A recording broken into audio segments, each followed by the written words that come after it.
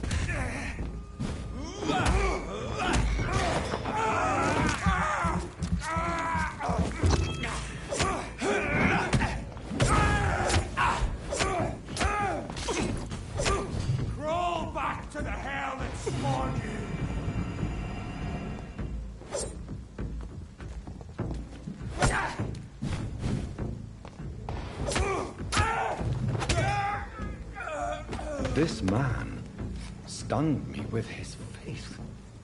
His crucifix. This is not good news.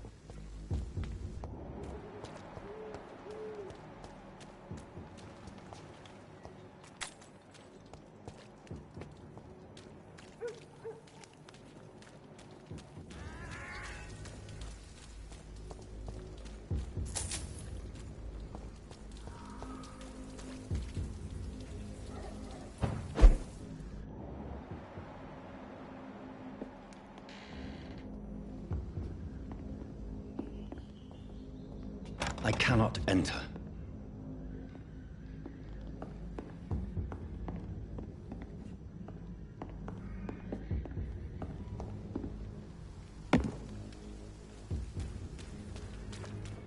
It's locked.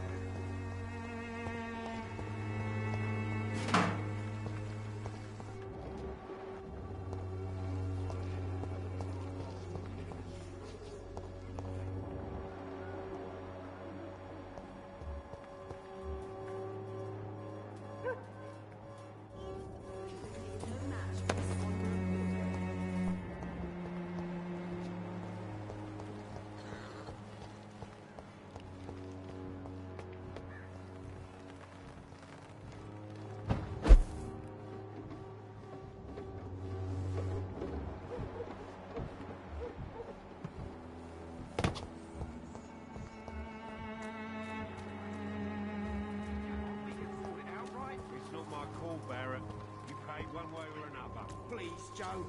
How long have we known each other? We even used to be neighbours, for Christ's sake. I'd prefer not to give you another beating, Barrett.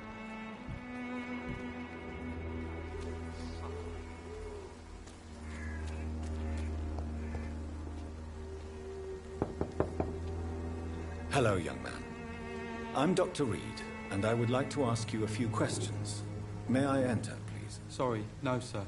My father does not like people entering our house, you see. Your father is worried about you, boy. He asked me to look for you. So my father actually worries about me then? Okay then. Come on in. I'm Harry, by the way. Even my dreams are soaked with gloom.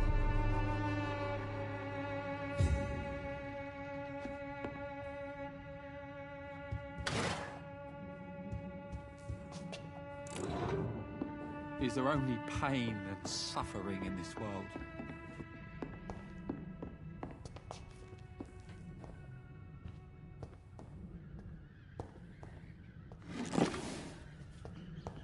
Even my dreams are soaked with gloom.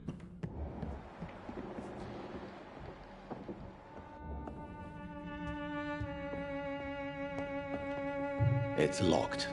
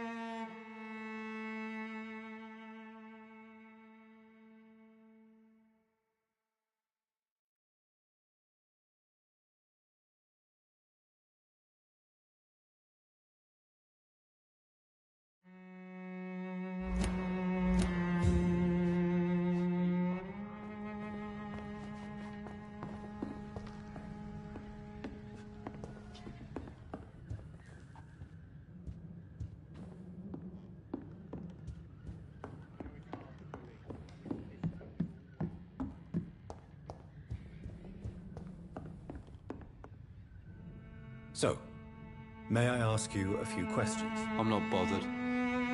What could be worse?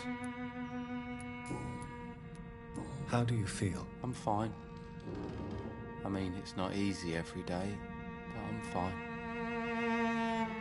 I'm just tired of being sick all the time. If only I could be tough like... Well, you know. Speaking of which, what can you tell me about your father? My father is an idiot who makes idiot things. That's all I have to say. Forgive my bluntness, young man, but you don't seem happy living in Whitechapel. Why should I? I never wanted to come here in the first place. It was my father's decision. And look around you. Does this look like a nice place to live?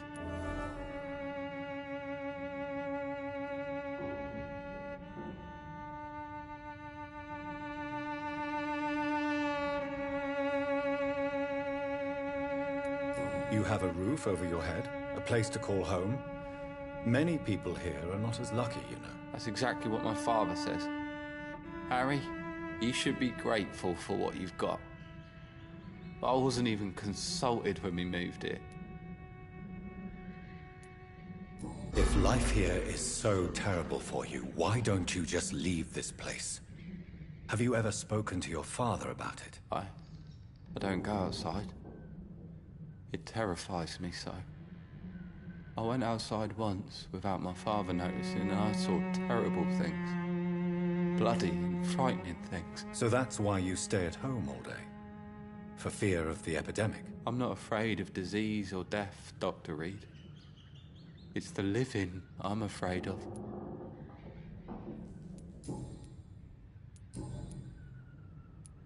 Your father and Mr. Lewis used to be good friends. What happened, Harry? I was young then. I don't remember Mr. Lewis ever coming back again after my mother died. Or was it after my father started bullying him? I don't know. Have you tried speaking to Mr. Lewis about it? I don't go out often, but yes. And he scolded me and told me to leave him alone. I guess my father frightens him too much. But you are not responsible for your father's actions. Am I not? Dad always says that he joined that gang for my safety. So if I wasn't born, people wouldn't be worrying about Colossus Joe.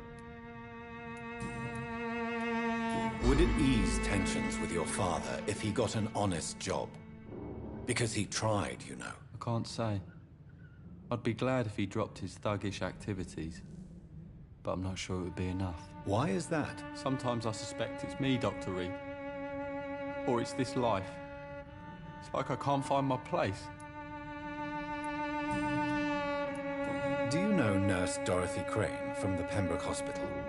I'd like to know more about her. Yes, I know her. She came here to examine me when I was very sick. She said I should go out more. Goodbye, young man. Take care of yourself. Even my dreams are soaked with glue.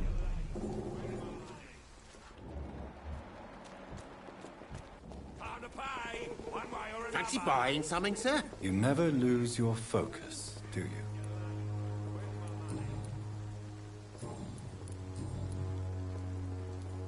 What do you know of Harry Peterson? The boy seems so fragile. Not like his father at all. Harry's a good boy, but he spends most of his time complaining. He's had it tough, all right, but he needs to grow a pair. What troubles him exactly? But despite being his father's son, almost everything, I think. He never wanted to come to Whitechapel in the first place. Hates this place more than most of us. Goodbye for now, Mr. Lewis. Cheap price, good quality. One way or another. Don't be afraid. You again? What do you want this time? Why do you keep on working for the gang, Joe? You know it doesn't suit you. It's true, I hate this job. And I know I made some bad choices, but I'm a wet boot boy now. And people won't forget it. You could leave tomorrow. Start another life in another town. That's easy for you to say, Doctor. We are poor. My son's weak. And there's no way he'll endure another disappointment. Harry doesn't seem happy living in Whitechapel. Why did you make him come here? I've always put my son's interests above everything else, whatever he may think. Our house is small but affordable. The walls are thin, but the door is solid. You really love your son, don't you, Mr. Peterson? He's my pride and joy. Even if he hates me for the choices I make and pushes me buttons more than he should. Do you have any regrets? Only one. Not to have my beloved wife by my side. She died when Harry was little. My sweet Jane. She gave the boy confidence. Since the criminal nature of your job means you could be arrested, are you not afraid of what would happen to your boy if you were? No one will ever take my son away from me. If that ever occurred, I'd hunt the bastard down and rip off his head with my bare hands.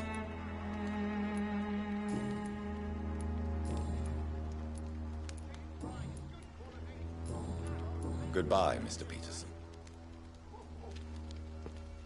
Cheap price, good quality.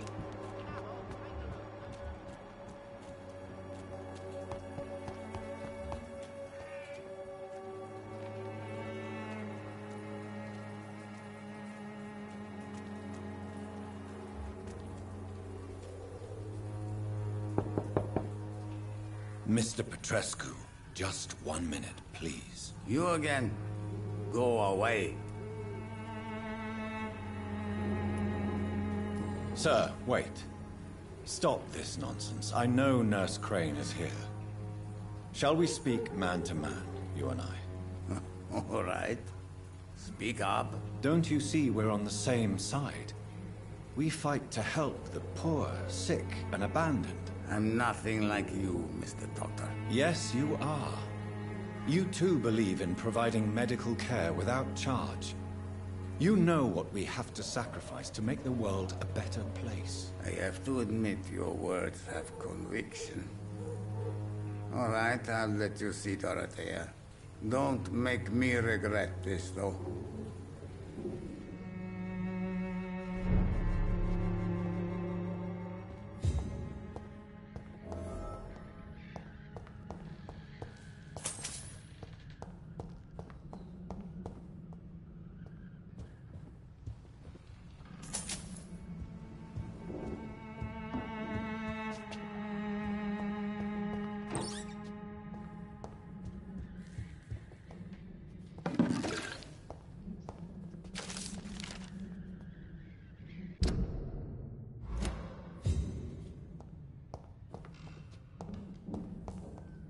It's locked, all right.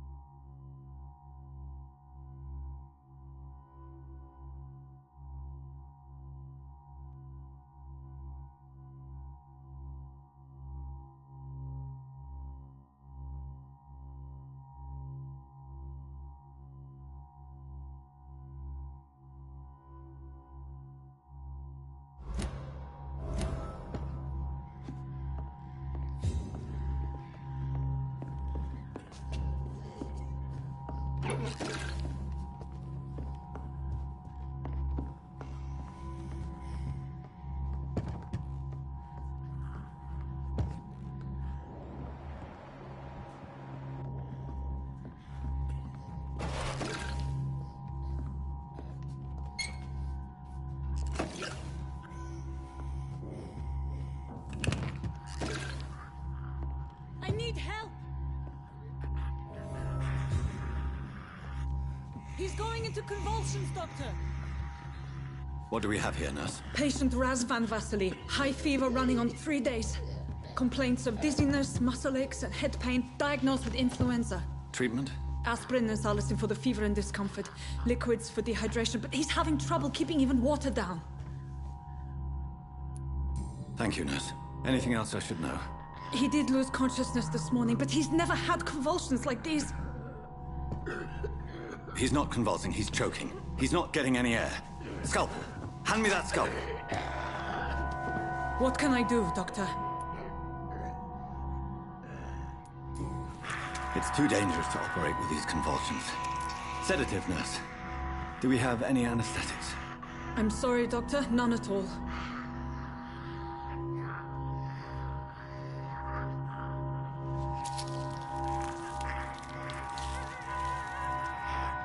I need to perform a tracheostomy. Short pipe. That rubber tube will do. We're going to cut a passage for air through the neck. Yes, Doctor. He's breathing again, but he's coughing up blood. Internal hemorrhaging. I need to make another incision into the chest cavity to drain the fluids from the lung. Prepare another tube. A thoracostomy? Doctor, we've nothing to fight the infection. We need an aseptic environment. Right then, Nurse Crane. What do you suggest we do? I've no idea. I'm not the doctor. Time is of the essence. We need to perform a thoracic drain. Yes, Doctor.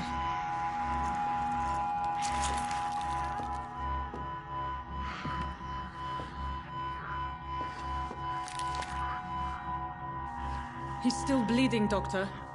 I'm losing his pulse. The drain must have punctured the intercostal artery. There's too much blood. Are you all right, Doctor? I can't see.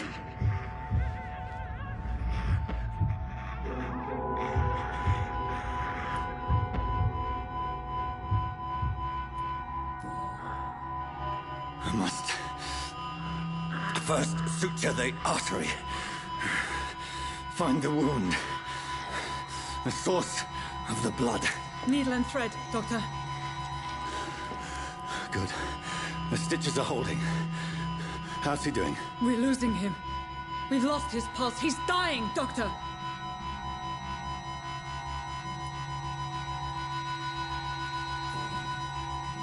Cardiac massage, now. Cardiac... What? Are you making this up as you go along?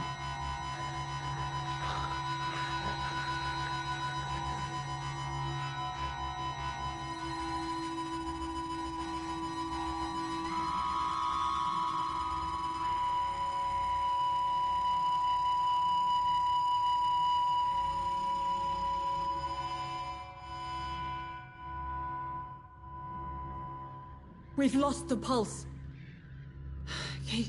He's gone, Doctor. Nurse, we did everything we could. Truly? Everything you could. Is that how you'll report this in your log? Is this how the war went? Piling up one poor corpse beside the next? This was not an influenza-induced seizure. I've never seen symptoms like these on the continent. Neither have I. But the previous symptoms leading up to this attack were the same, indistinguishable from the epidemic. No. There was something more vile in these reactions. Something primitive. There have been numerous reports of mental breakdowns caused by the fever that accompanies the flu itself, Doctor. Yes, but... I'd best take some samples of the blood for analysis.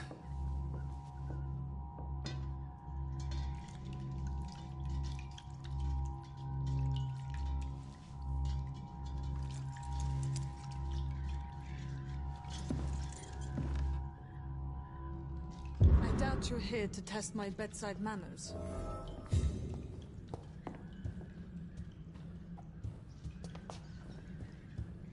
To what do I owe this courtesy?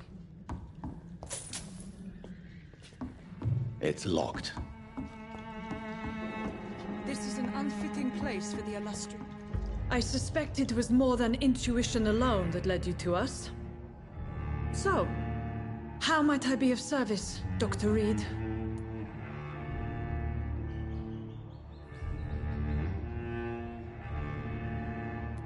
I've come to put an end to this insufferable blackmailing, Dorothy. Doctor, you think your warnings scare me? I've stolen and plied, blackmailed and lied, but what else am I to do? I'm all these people have.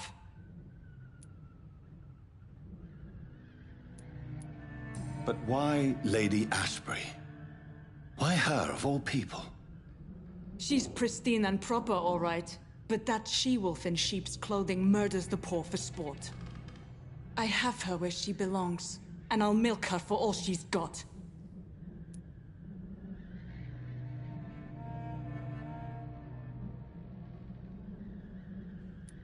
Dr. Swansea is a sensible and honest man.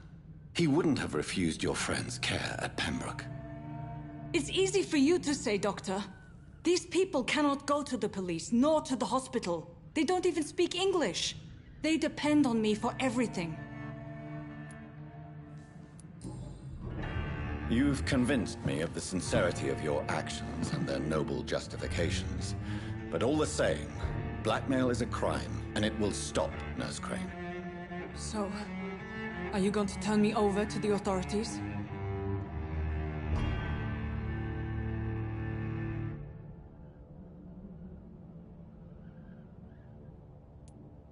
Listen very carefully, Dorothy. You will erase from your memory everything you pretend to know about Lady Ashbury and Pembroke Hospital. Let that rich bitch off the hook over my dead Nurse body. Crane, enough. Listen as if your life depended on every word. I know you've a generous heart who gives freely to those in need, but you shall walk away from the shadier streets of your business. I will never abandon... Dorothy, the discussion has come to a close. Your clandestine activities in the Resistance are over. Let it go. I'll let it go. Yes. All gone.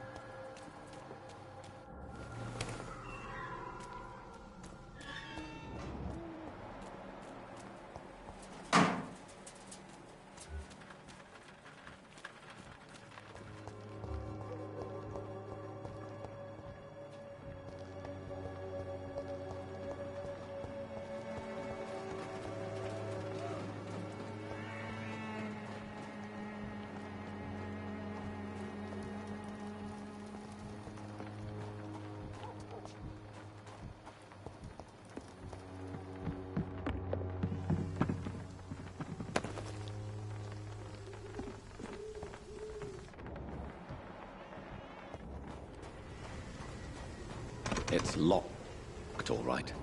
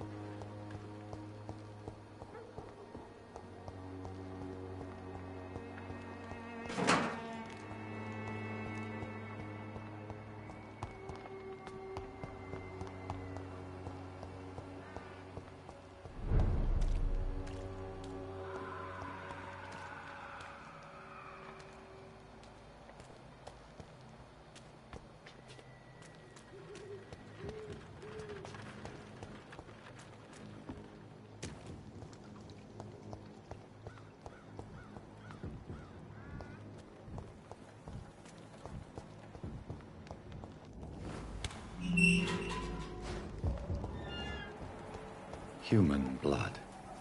Whoever left these marks did so deliberately.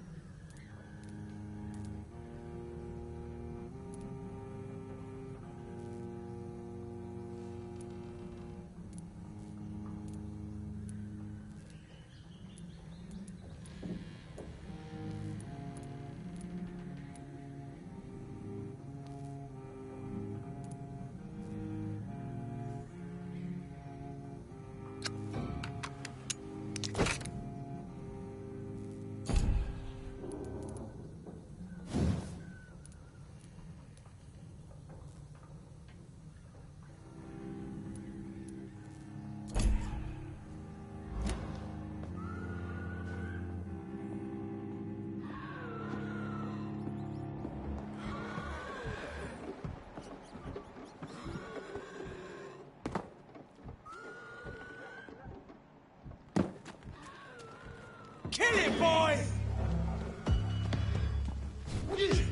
Burn it, boy!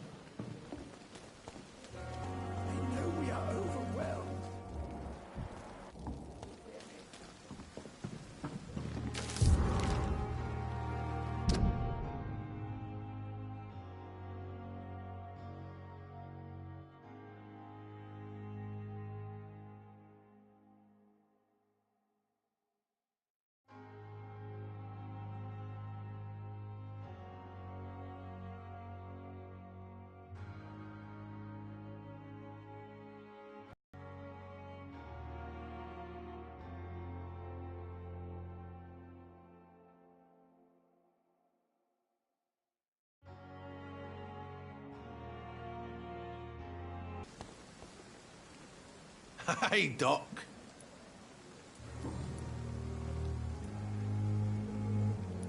Am I right to assume your wife's letter pissed you off, Clay?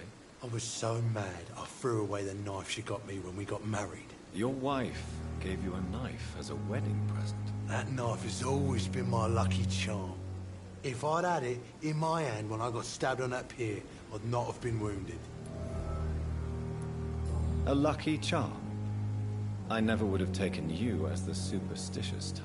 We all have our flaws, Doc. Mine's to have my weapon of choice for when the really dirty business comes around. What can you tell me about your marriage, Clay? Marriage is the sweetest cage, they say. Well, I found myself locked in one with a wild animal. You mean your wife keeps you on your toes? No, I mean, we both have claws and we both love to bite. I'll leave you for now, Mr. Cox.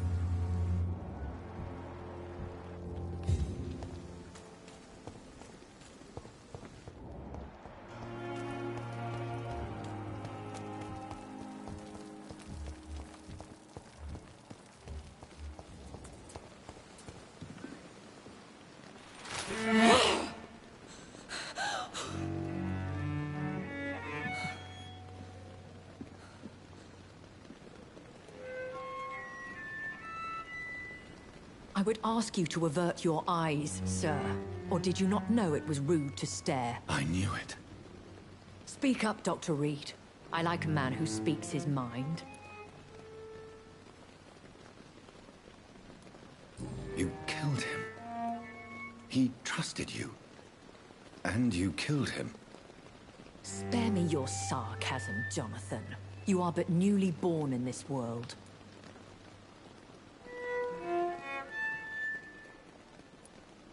So in the end, the accusation was true, wasn't it? The situation is somewhat awkward nonetheless. I have not been observed sustaining myself for many decades. I have to say I'm a trifle embarrassed. Anyway, I have concluded my inquiries concerning your blackmailer. I see. Please excuse my agitated state. Under normal circumstances, I wouldn't let anyone see me in this condition. The case is closed, your ladyship. The person who took advantage of you has, shall we say, seen the error of her ways. So who was it? My lady, the blackmailer was dealt with using the utmost discretion. The culprit's identity is of no relevance.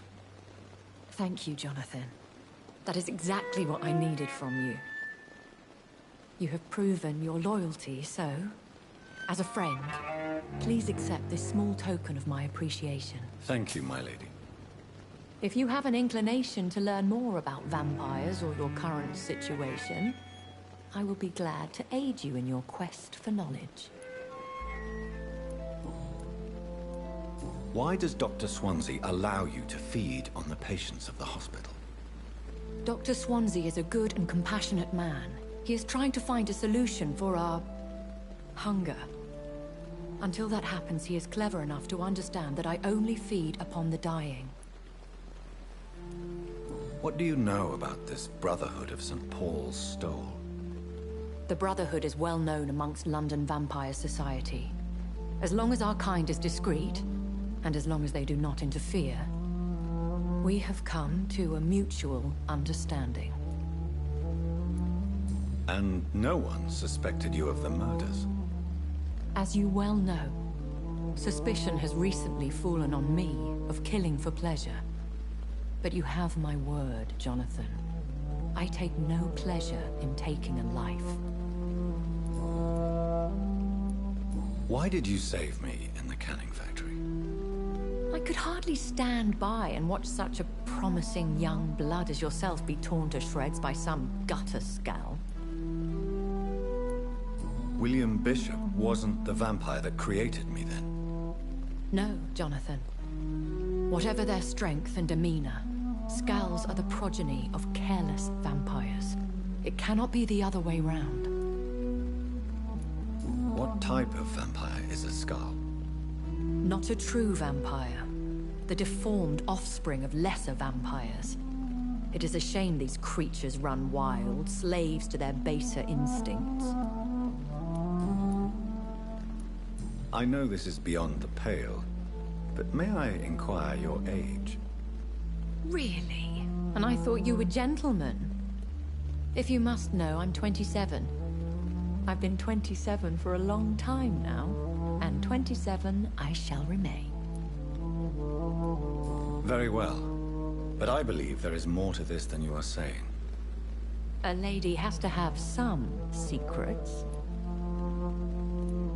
And who bestowed upon you this eternal youth? My maker. He left this isle a long time ago.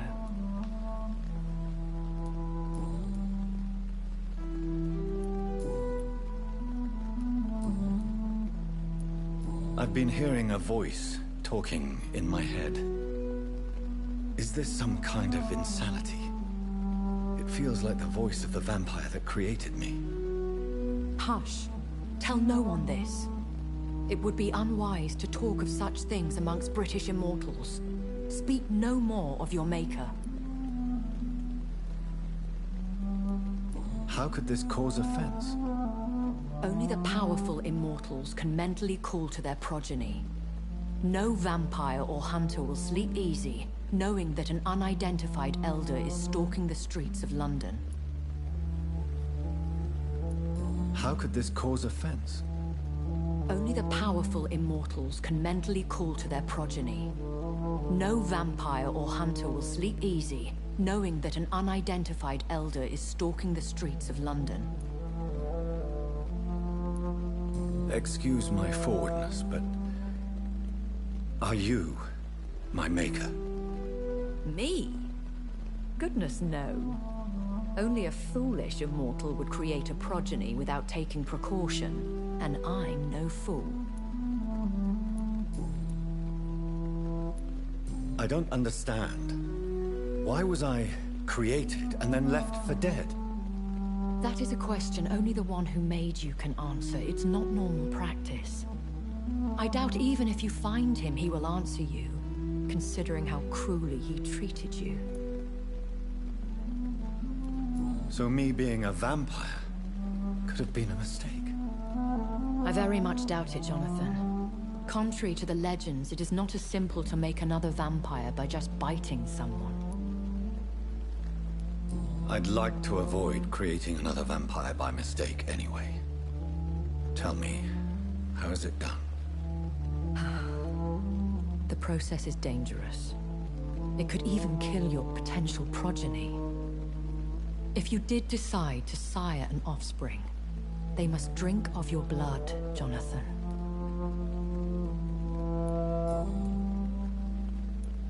A vampire?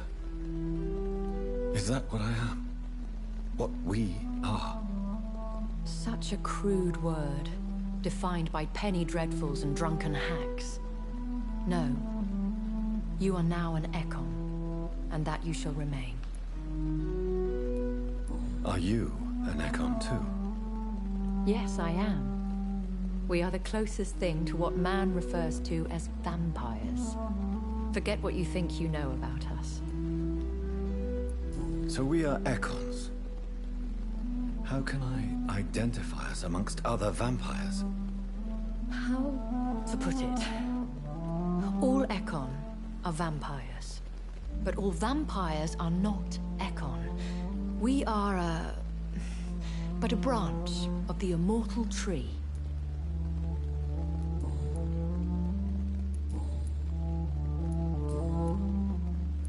I've been away from London and England for 3 years.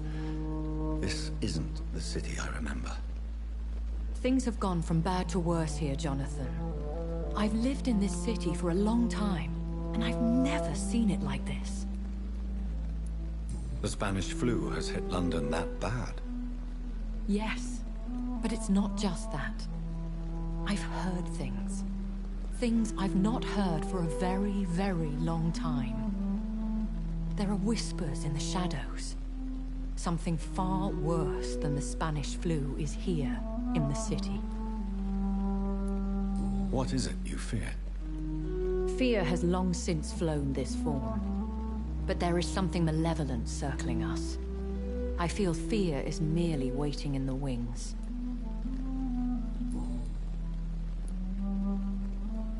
When I awoke, changed, I was chased and attacked by vampire hunters. Prepared and well-trained. Though I can't be certain. More than likely, it was the once glorious Guard of Priwen.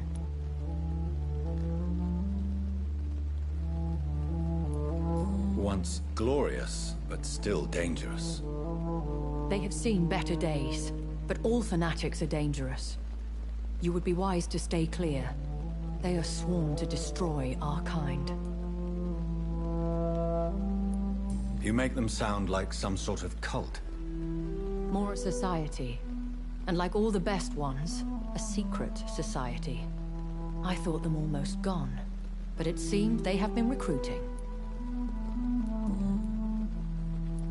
Are there many vampires here in London? Immortals are of a rare breed, and we often tend to hide. But you may occasionally meet some of us at night.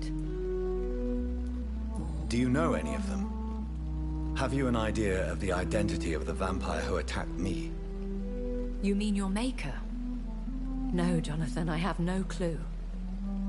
But I fear he or she is as careless as cruel. To let you discover your new condition by yourself. What do you mean? Every now and then, you may discover an immortal in the deep of the night. But we are a rare and reclusive breed. Our progeny is almost never accidental. Will they all be as affable as you, my lady? I do not see why not. But remember, even the shark smiles before he bites. That sounds like a lesson from experience. Vampire politics are as intricate and sometimes tedious as a game of chess in a gentleman's club. I've learned from experience it is best to decline to play. I bid you farewell. For now, my lady. I must quickly analyze the blood I took from Nurse Crane's patient.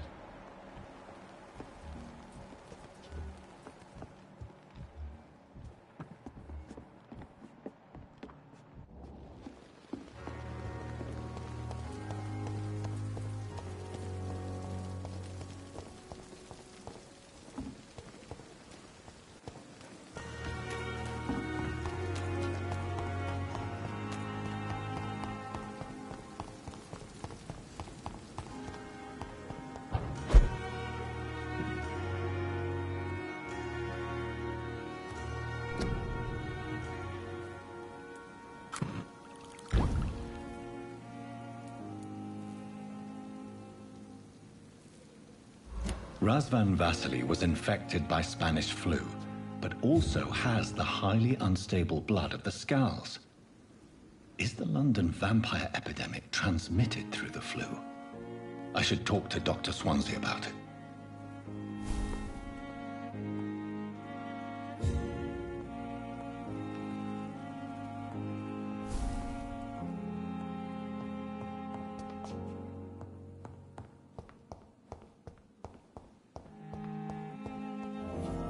The flower's dying. It needs water.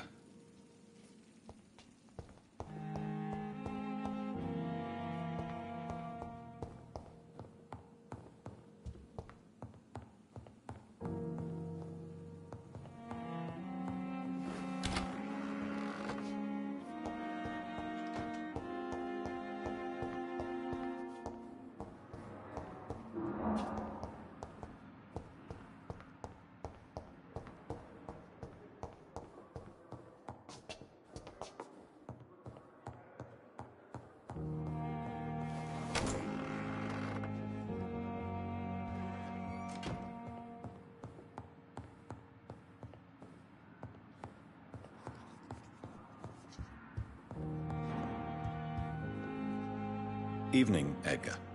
Could I get your professional opinion? Please speak, but I have something important to tell you. This strain of flu, it's very different from the one I saw in Europe. It's downright peculiar. Really? What makes you say that? I've just looked at the blood of one of our recently deceased. I see. Do you have anything more to go on? This disease spreads and looks like the Spanish flu, but its effects differ greatly. The London strain is different from the continental one. This is very interesting. Did you find something else? Yes. Unlike the flu, the infected begin to show an increase in outwardly aggressive behavior. More than simple agitation. Once docile people become violent. You mean like rabies? Is there a chance we could create a vaccine, Jonathan, like Pasteur? By the stove, that would be smashing. There's a lot we're not seeing here. But it is spreading, and quickly. If we don't act, the whole city could be lost. But Jonathan, we've a fantastic opportunity sitting right here in front of us. A weapon of choice. What on earth do you mean? Why, you, my dear boy. With your expertise and your blood, we could isolate the properties that course through your veins. Think about the possibilities.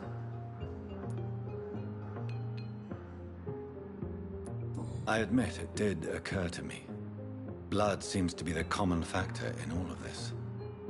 I totally agree. We're in uncharted territory here. Maybe it's just wishful thinking, but imagine the possibilities. We'll discuss this more later. Thank you for your time. No, thank you, Jonathan.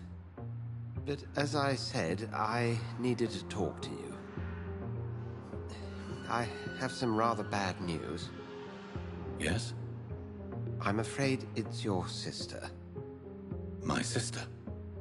She's to be buried this evening at Whitechapel Cemetery. Your mother published the obituary this morning. I see. I'm sorry, Jonathan. Please accept my condolences.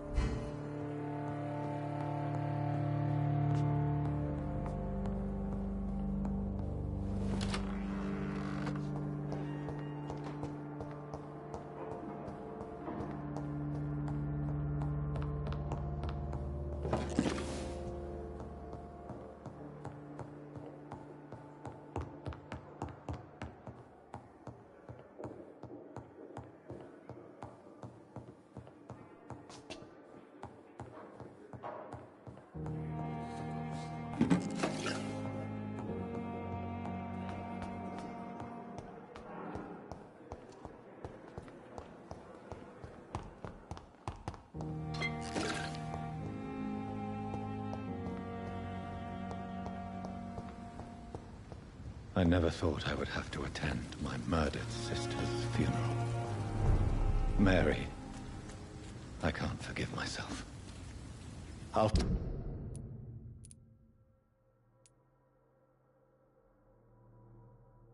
find the truth about what happened to us. I swear.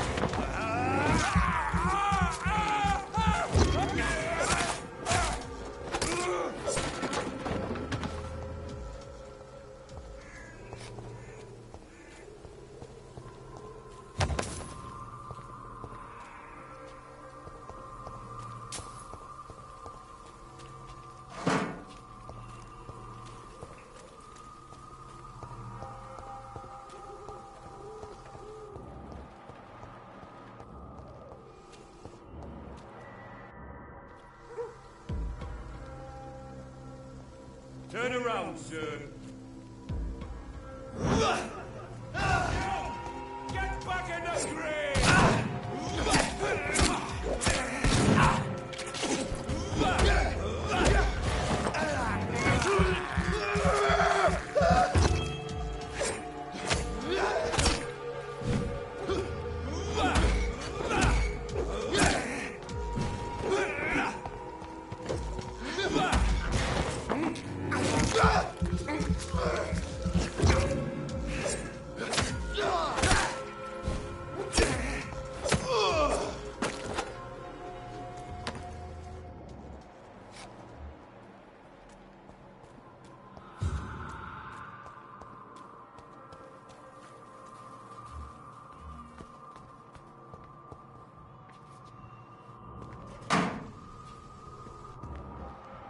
Did you hear me? Over there!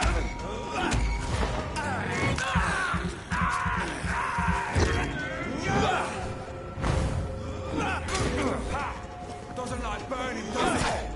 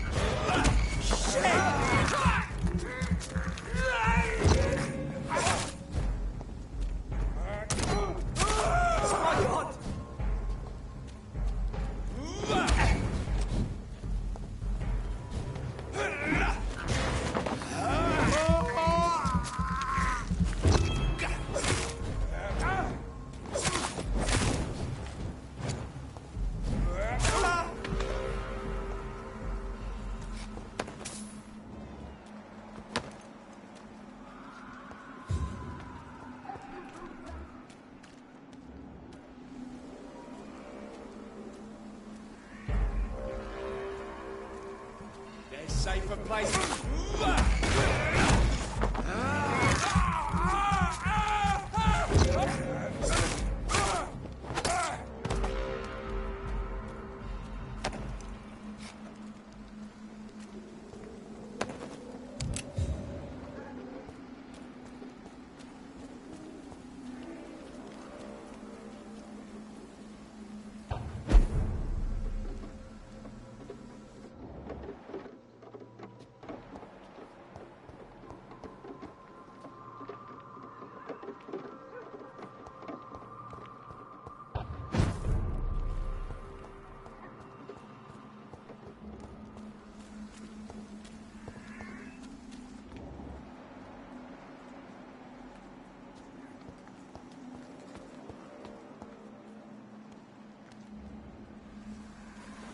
My dear sister, I don't know if I have the strength.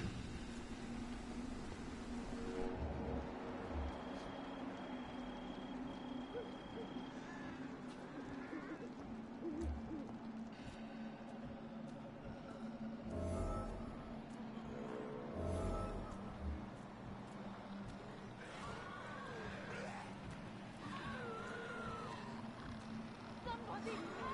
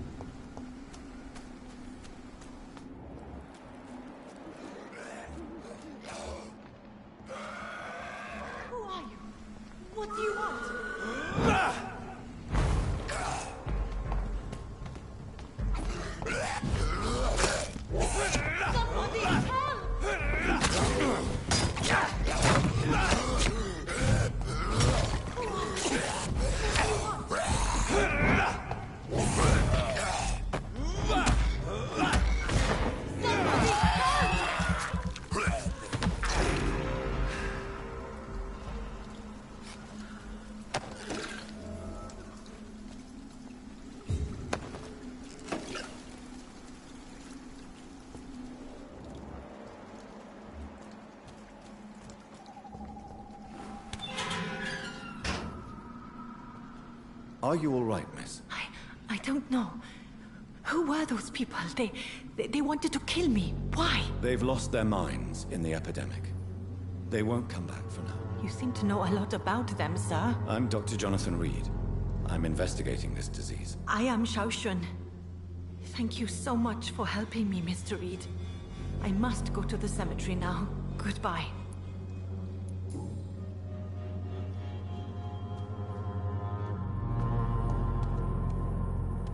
It's locked, all right. Carnage.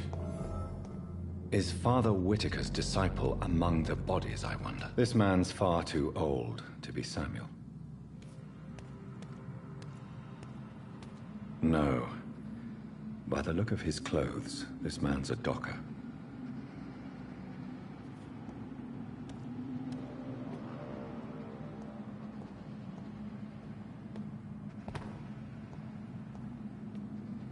Samuel isn't here.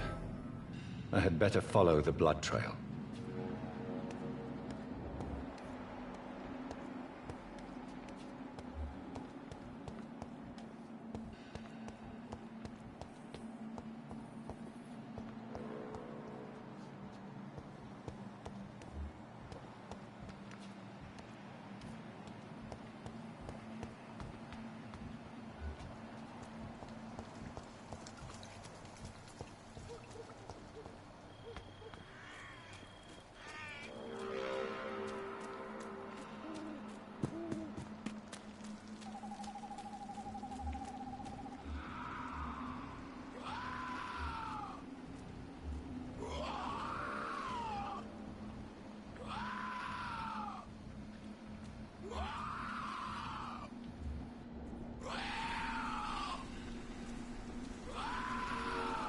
As I feared. Samuel no longer preaches the good word. I can't believe I'm doing this.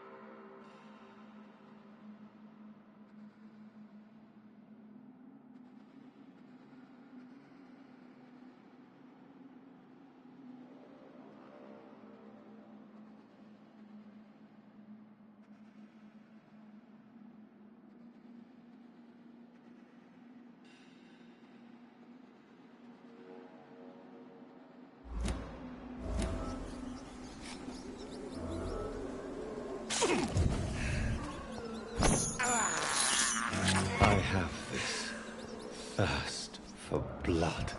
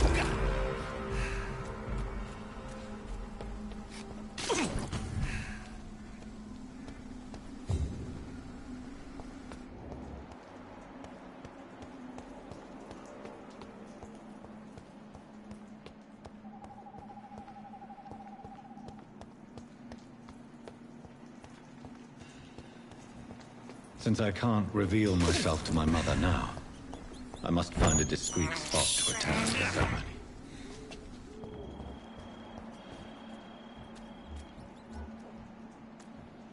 Mother, why have you come here? This is proving far worse than I imagined.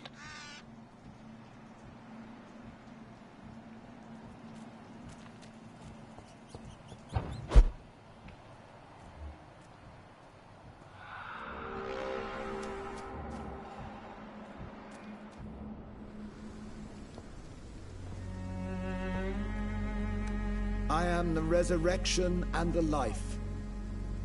He that believeth in me, though he were dead, yet shall he live. And whosoever liveth and believeth in me shall never die. We commend unto thy hands of mercy, most merciful Father, the soul of our sister departed, and we commit her body to the ground. Earth to earth, ashes to ashes, dust to dust.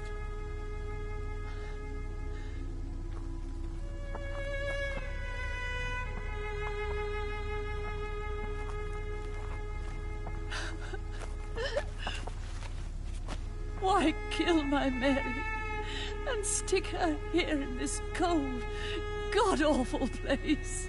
These are the legal requirements for the epidemic, madam. Oh, Avery, I feel so tired. Please take me home. Yes, madam.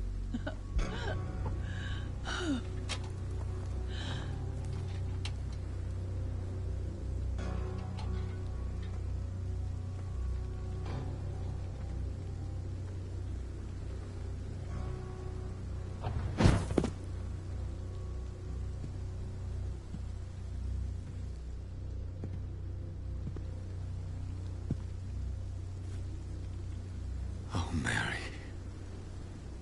What have I done?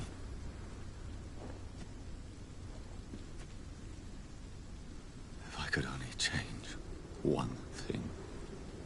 One thing. This is a nightmare. Jonathan, there is nothing you can do but accept it.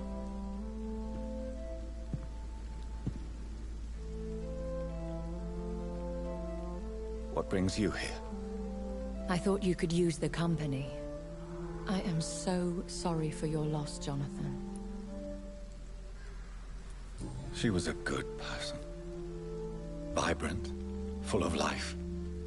She was kindness incarnate, my Mary. You're a good person, Jonathan. And a young Ekon. A newborn cast into the night without so much as a candle to guide your way. She had been scouring the most dangerous parts of London in search of me. And it led to her death. Jonathan, don't. I still hear her last thoughts. They echo in my head. Her mind shattered, and it haunts me. Jonathan, stop. Listen carefully. You must come to terms with this. You must learn to live with what happened. How can I? I've destroyed my family. My poor mother. I can't even console her. Don't you see? You're doing the work of our enemies, feeding your remorse. We are weakest when we grieve, and the guilt blurs our senses. And so this is why you're here. To warn me. You felt this pain yourself. You too have endured this. I don't want to lose you, Jonathan. I've lost so many friends. Loved ones I cherished. Pray for Mary's forgiveness, if you must. Thank you, my lady. I will. Good. But be careful. If I found you here, others may too. What should I do then? St. Mary's Church is not far from here. Go there and make your peace. Find the solace you need. My lady wants me to confess. No, Jonathan. It's you who wants to confess, I think.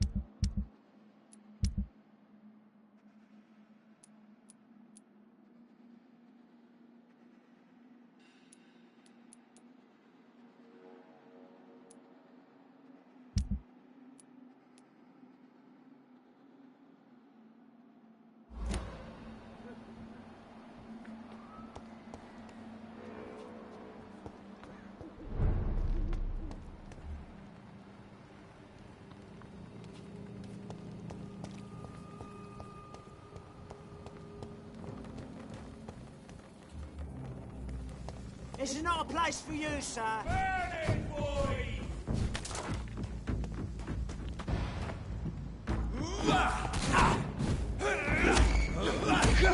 It's a leech!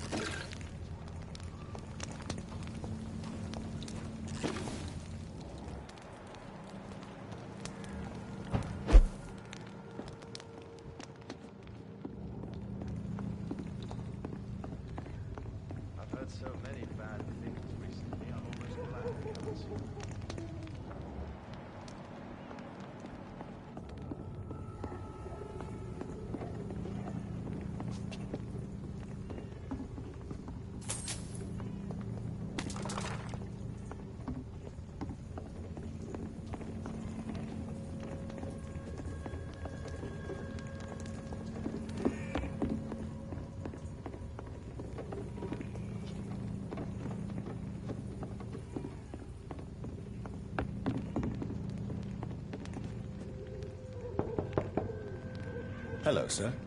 Sorry to disturb you at this hour. I'm a doctor inquiring about the epidemic. May I come in? A doctor, you say? No, thank you. All right. I shan't insist. Goodbye for now, sir.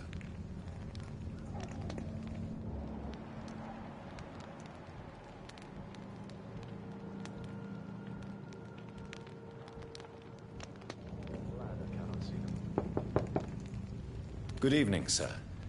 It's me again. Leave me alone, I say, whoever you are.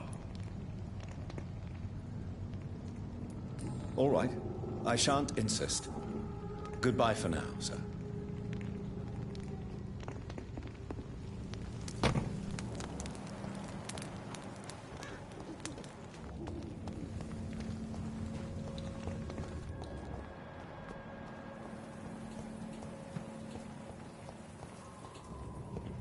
And off to church he goes, a newborn seeking divine consent to lick the blood from the soft and pointy crown. Who are you? Make yourself known. Newborn, you reek of guilt and pointless compassion. Shed your skin, forget your old weaker self. What do you want from me?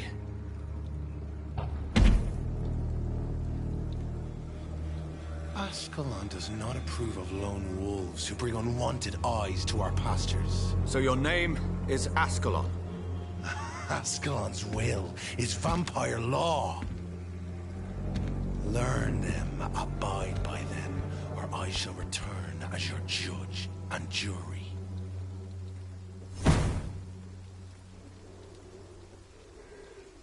These immortals try my patience with their plans and unsolicited counsel.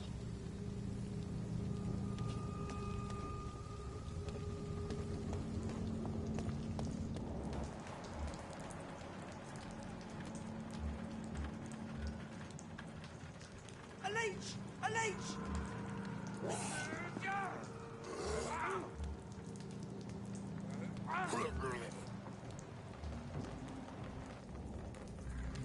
Best be moving on.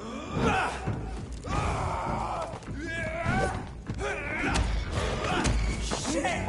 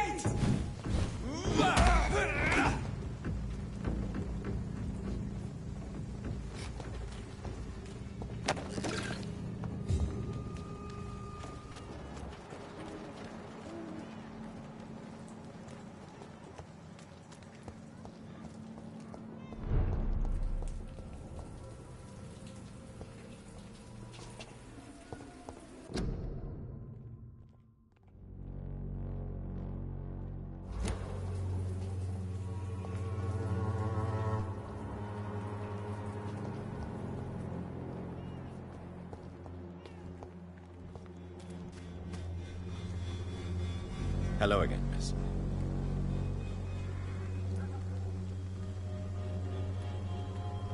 I know you understand what I'm saying. Your silence has nothing to do with you being mute, does it?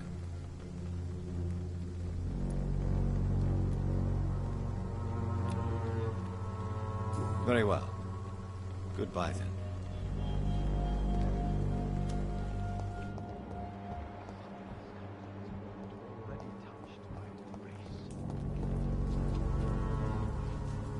Good evening, Mr. Nithercott. And good evening to you too, my good sir.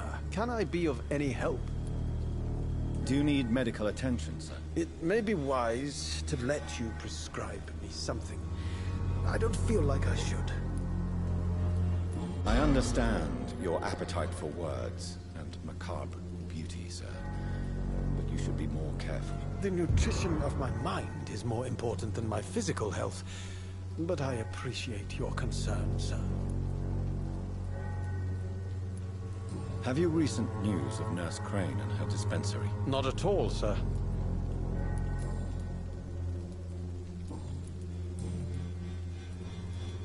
Did you know the Mute Florist is a member of a secret society? No, I didn't.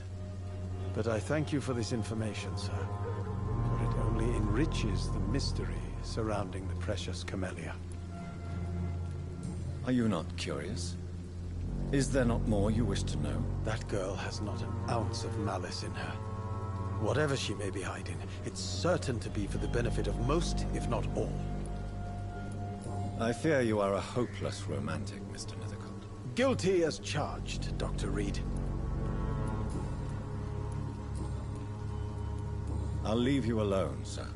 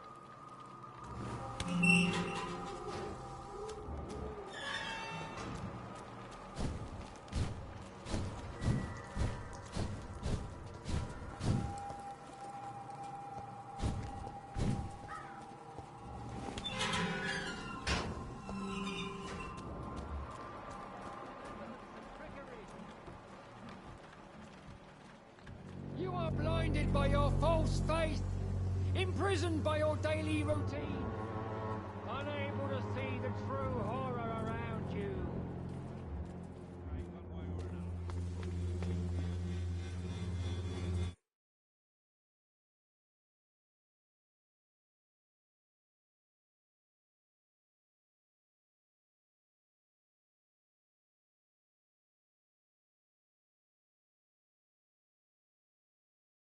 Good evening, Mr. Whitaker. It's Father Whitaker, my son. So, are you still lost in your rational delusions?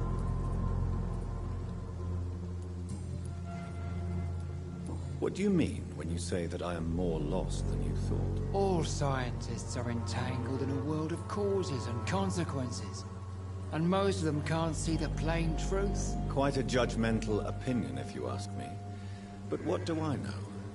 Blinded by science as I am. But you are seeking answers, aren't you? Answers about the Armageddon about to strike the city. Answers about the hidden truth.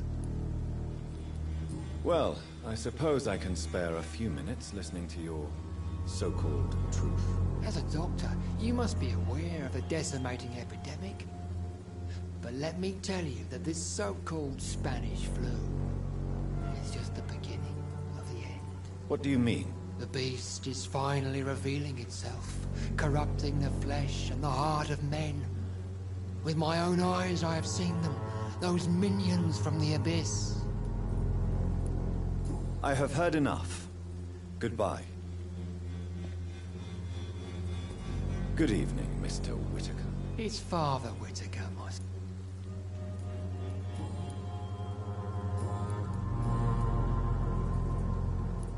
Tobias Whitaker, confess why you burnt those people alive. I have done what no one was ready to do. I will smite the flesh of the unclean to protect the righteous. You are just another heartless murderer, exploiting the epidemic to kill with impunity. No! No. The only way to contain the spread is to strike at the source itself. The proliferating sick. You're not the savior of London. You're just a glorified sadist. I take no pleasure in this awful cleansing, Dr. Reed. I am only driven by the thousands of innocents I save each night. Why did you send Samuel to the cemetery, Tobias? What did you see there? I sent him on a vision. A dream of a dreadful and laughing queen covered with blood, sleeping with the dead and feeding on the fear of the dying. A laughing queen dressed in blood. Tell me more. This epidemic is her feast, the announcement of her return. Against her, science is no more than a child's toy. But who is she? She is the mother of harlots and abomination of the earth. She is Babylon, drunk on the blood of the saints. Why did you send Samuel? I sent him on... You sent a man to die because of a stupid vision. I have heard enough of your nonsense. Goodbye. Good evening, Mr. Whitaker. It's far...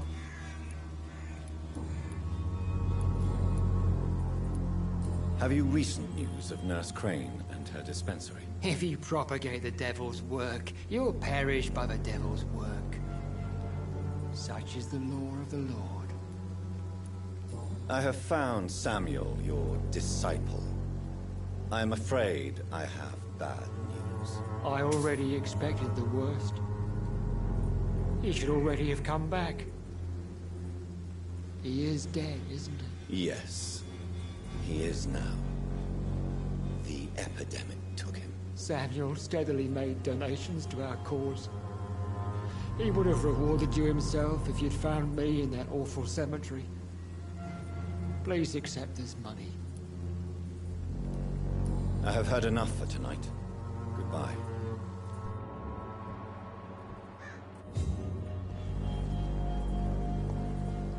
Soon the time will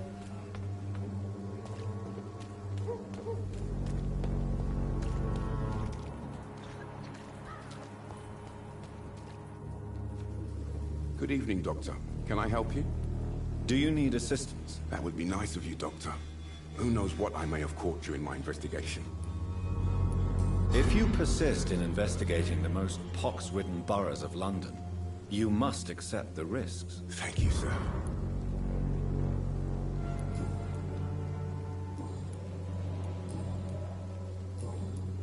Have you any news of Nurse Crane and her dispensary? It appears the dispensary is now a major source of contagion in Whitechapel. Someone should do something about it, but no one cares. Goodbye, Mr. Darby. Farewell.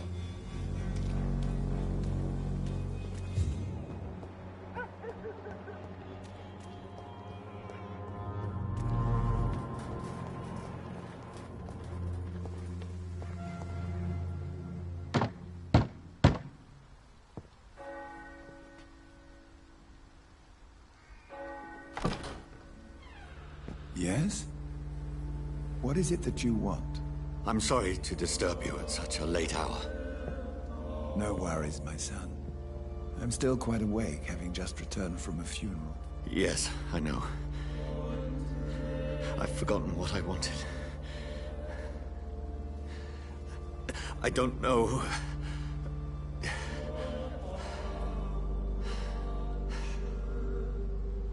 May I help you, child? You seem somewhat perturbed. I haven't the strength to cross the threshold. I wish to pray, to cleanse my soul. The church is shut by order of the bishop. But I'm still the vicar of St. Mary's, if that is any use to you, my son.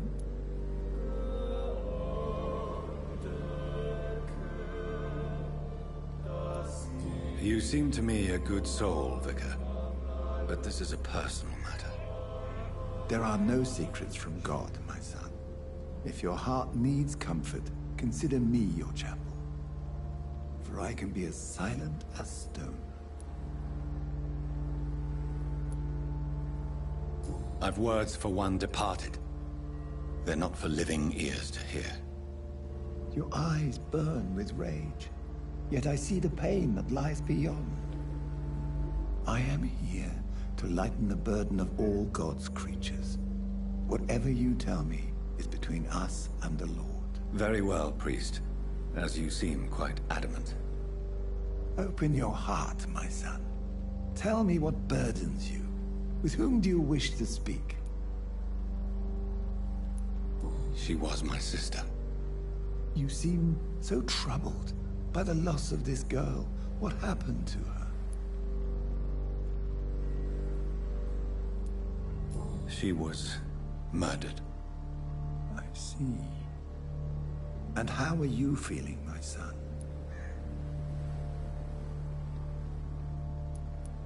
She died because of me. How do you think I feel? I have a final question for you, my son. This is of the utmost importance. Ask your question, Vicar. What words would you like to say to your poor sister?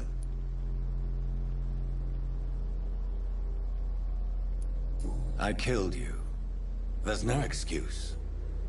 My dear Mary, forgive me. You have been heard, my son, and your burden will lighten if your words are sincere. Go in peace now, and live your life in the way she would have wanted.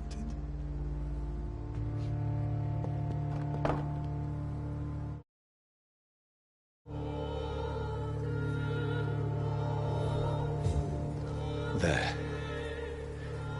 I confessed to that vicar. Do I feel better? Only time will tell.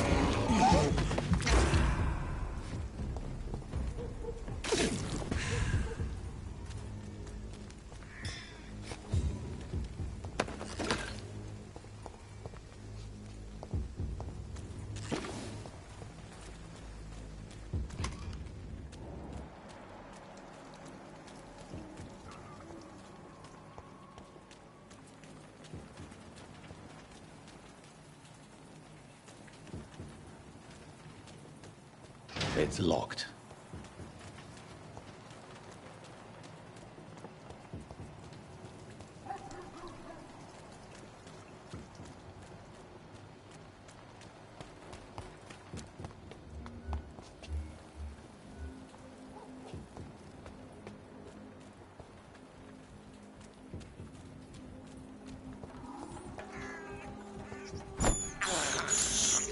I have this thirst for blood.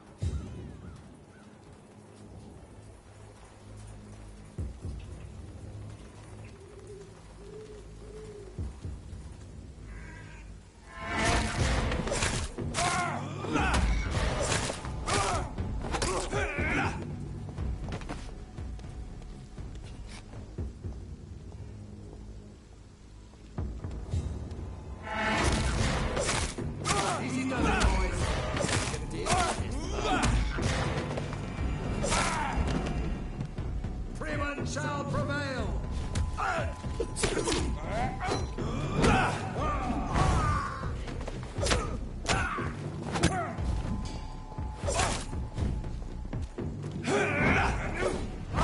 Filthy! I ought to have to step back.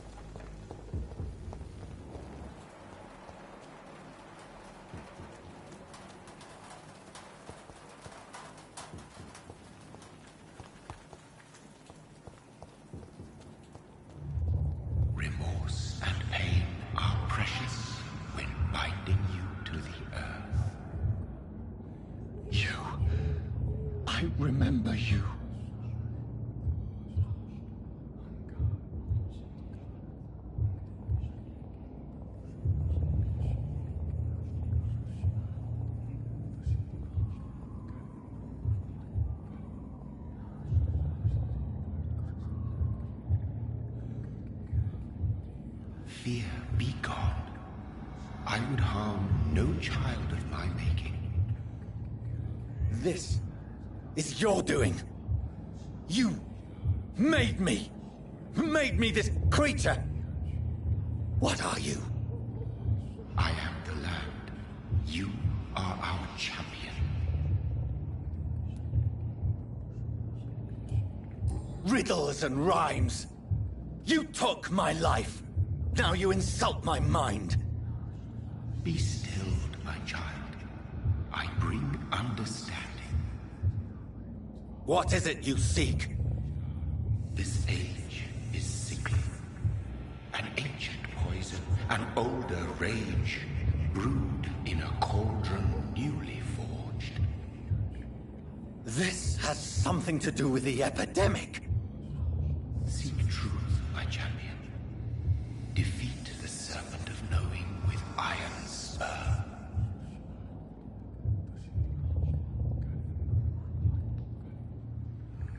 I've had enough of others making decisions for me, pretending to know how I should feel or behave. So the vampire who made me is some sort of disembodied entity? Or was he just projecting this vision in my mind? Maybe Edgar can help me with this one.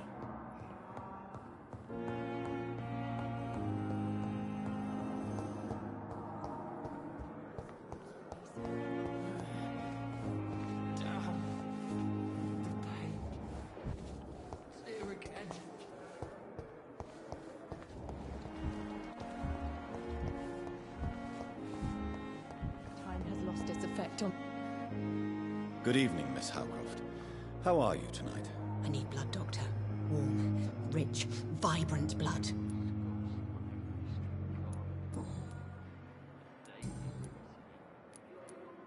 I have made inquiries about the men who were tracking you, Miss Howcroft. I did not expect a mortal to have this sort of courage.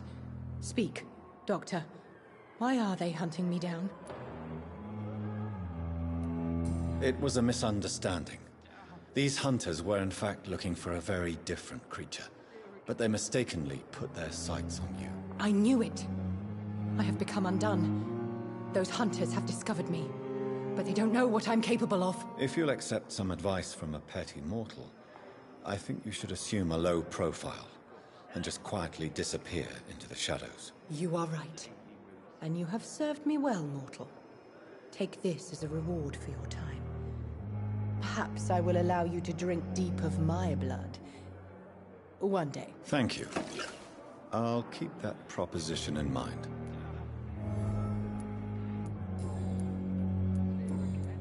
I'll leave you, Mistress of the Dark, to your nocturnal activities. I wish I could... Blood boil with fever. Fear and disgust on every street corner.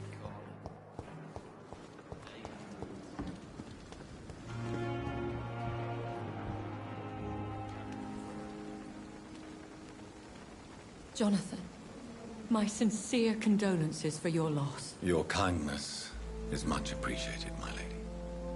Is there anything you require? I spied my mother at the funeral. Have you ever revealed yourself to a member of your family? No, Jonathan. And I'd advise you even from thinking about it. Are we then condemned to lie to those we love? We are creatures of deception, my friend. But this is more for their sake than ours.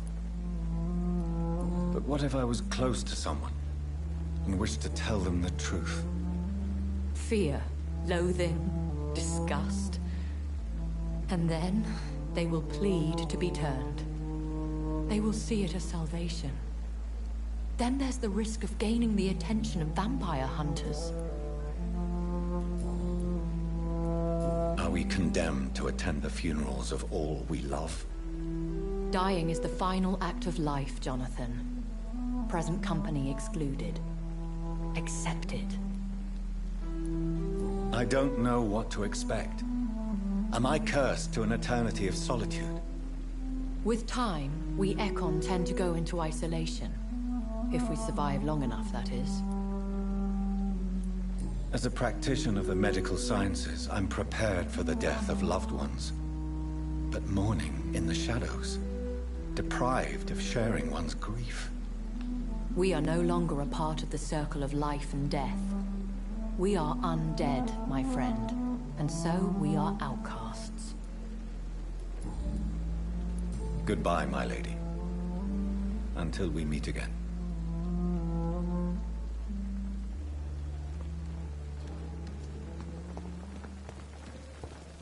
And I thought last summer's epidemic was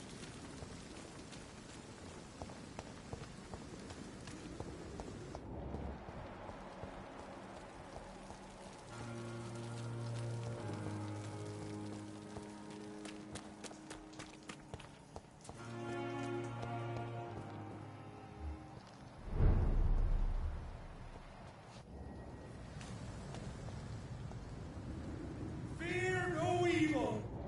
We do the Lord's work here!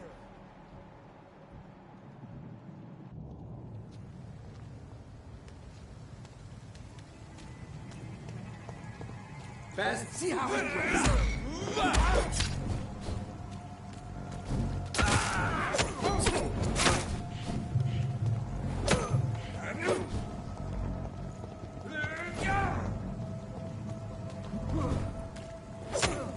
The beast must die! It's an itch! We'll crush this beast!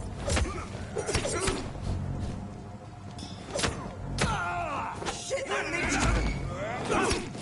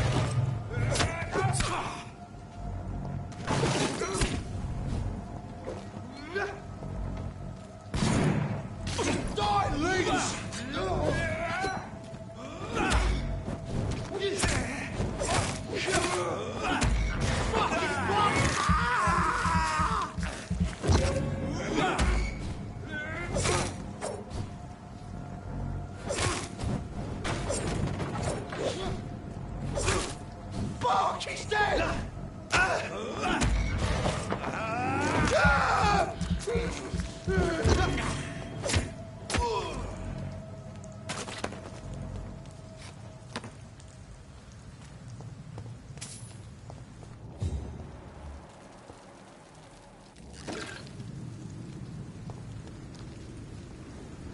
Best turn around. Look at it! Fish is burning!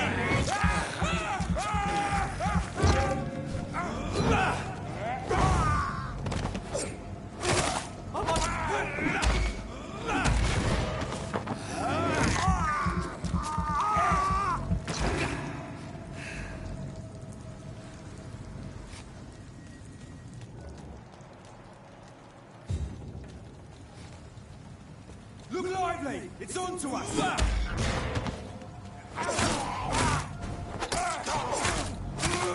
Oh, Christ!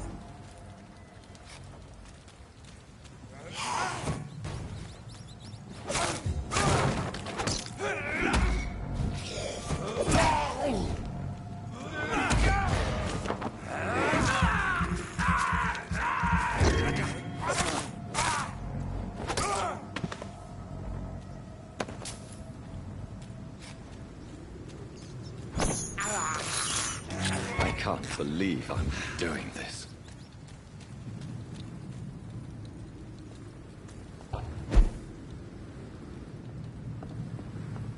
It's locked, all right.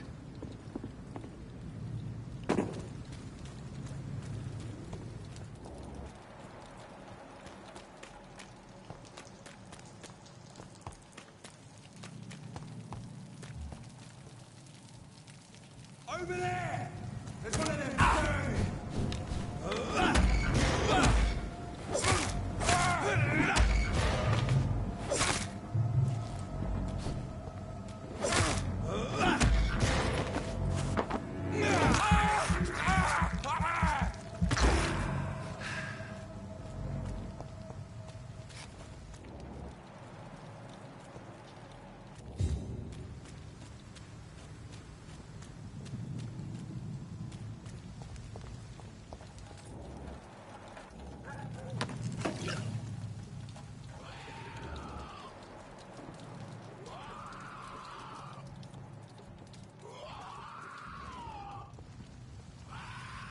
See them fancy clothes? Stupid bitch! Murdering bastard! That's good smart! Salute! Kill it!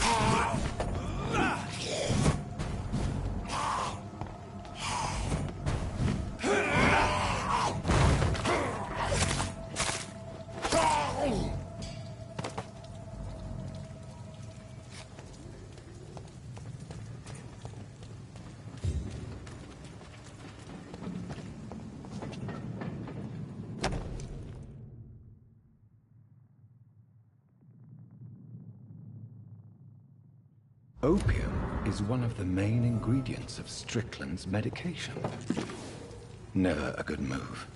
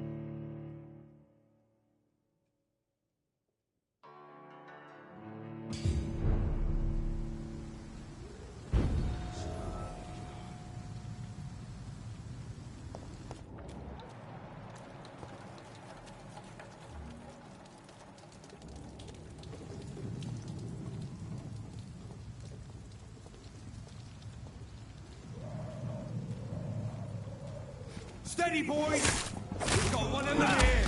Look lively! It's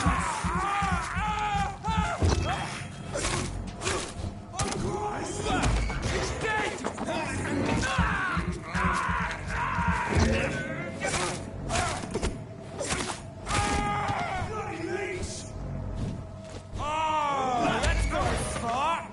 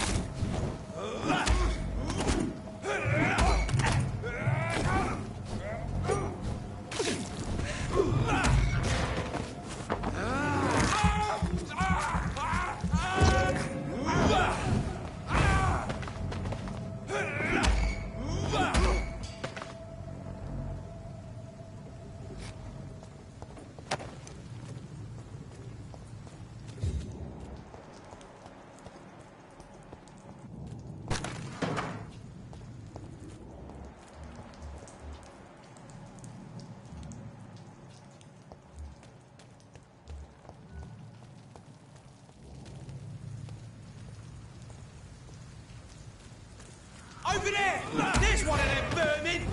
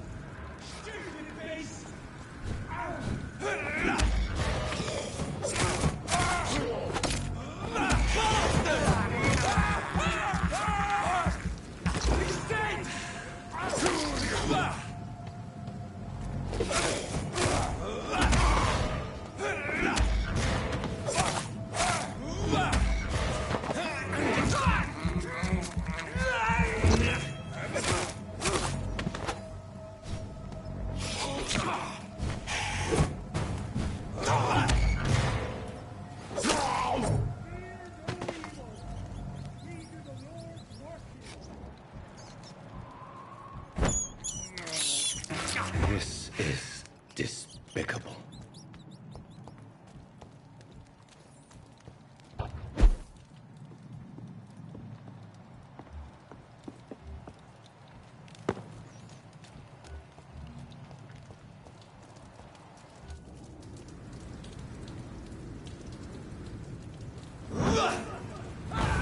He's mine! I'll take it! Hail the rush!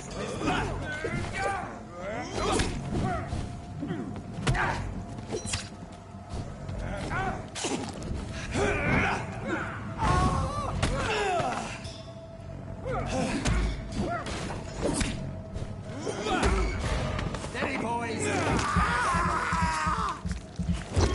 Remember your vows, friends! Filthy, murdering bastards!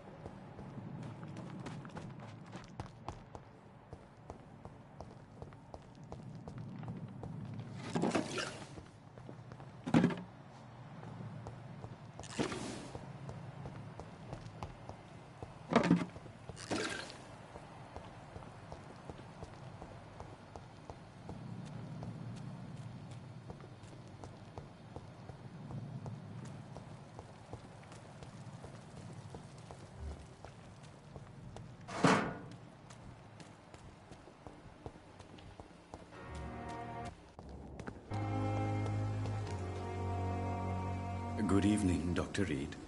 Such a pleasure to see you again.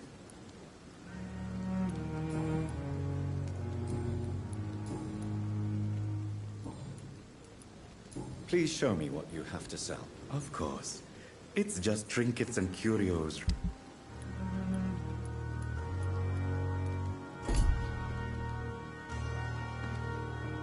It's locked.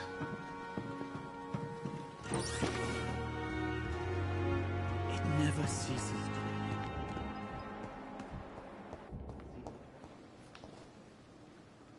Good evening, Dr. Strickland. And good evening to you, Dr. Reed. Can I be of any help?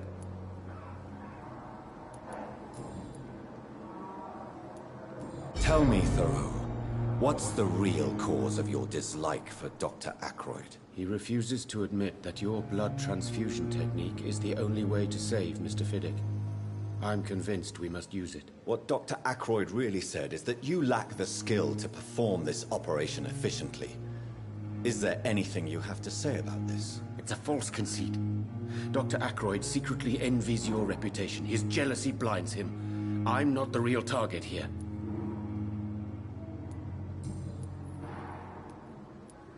I located the shop, but it was vandalized, and the owner is missing. All I found was your order. I was afraid of such bad news. People are so desperate they're ready to burgle a shop for drugs. That's quite a list you ordered. Opium, sodium hypochlorite. It can't be just headaches you're trying to cure. This dreadful influenza, of course. I already ran some tests on hopeless cases. Without success, I must admit. Do you realize you could create a lethal poison without the correct dosage?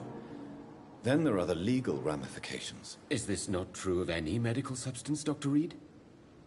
However, if you would agree to improve it, I'd be glad to accept your help. As long as you promise to be scrupulous with your experiments, I may try to gather these substances, and even help improve upon the mixture. That's all I'm asking for, Dr. Reed. That's all I'm asking.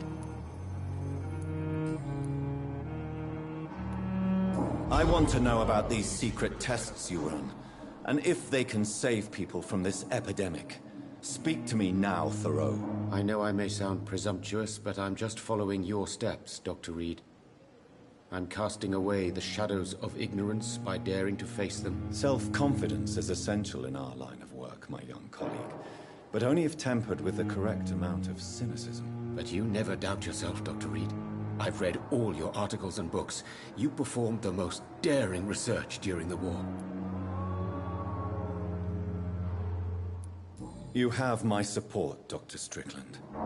I know exactly what it feels like to battle an unknown disease, with only your mind and force of will to help you. Thank you, Dr. Reed. You don't know what that means to me.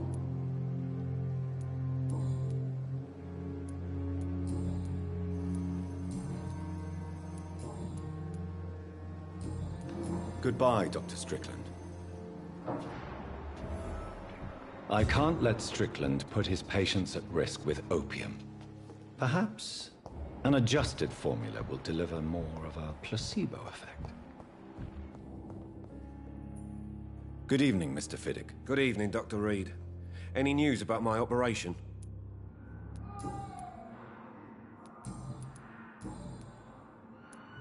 You seem worried about the safety of your family.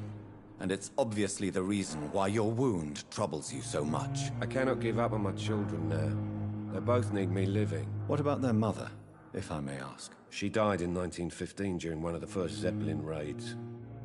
We never found her body. Goodbye for now, Mr. Fiddick. I'll see you later. Children, Helen. As for me...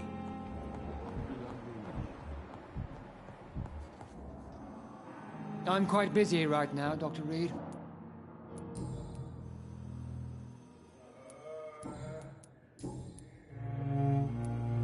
Do you think Dr. Strickland has any chance of curing the Spanish flu by himself? His wish to cure the sick is not driven by pride, but by an idealistic view about our mission here. Honestly, I don't know which is worse. You consider him a good practitioner, yet you will not report his methods. Strickland may be a rival, but I will not use dirty tricks or regulations to prove him wrong. We are doctors, not politicians.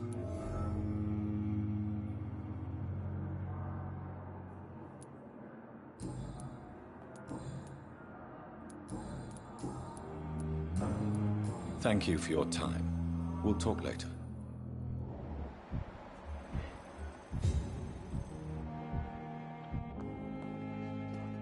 Good evening, Dr. Strickland. And good evening to you, Dr. Reed. Can I be of any help? Did you know Dr. Ackroyd never reported your experimental research, despite the fact he doesn't agree with it? Really? I didn't suspect he knew about my work. I must confess I am surprised. Perhaps he thinks you should realize for yourself the danger of what you're doing. See how condescending he can be? My God, he can be so irritating. Goodbye, Dr. Strickland.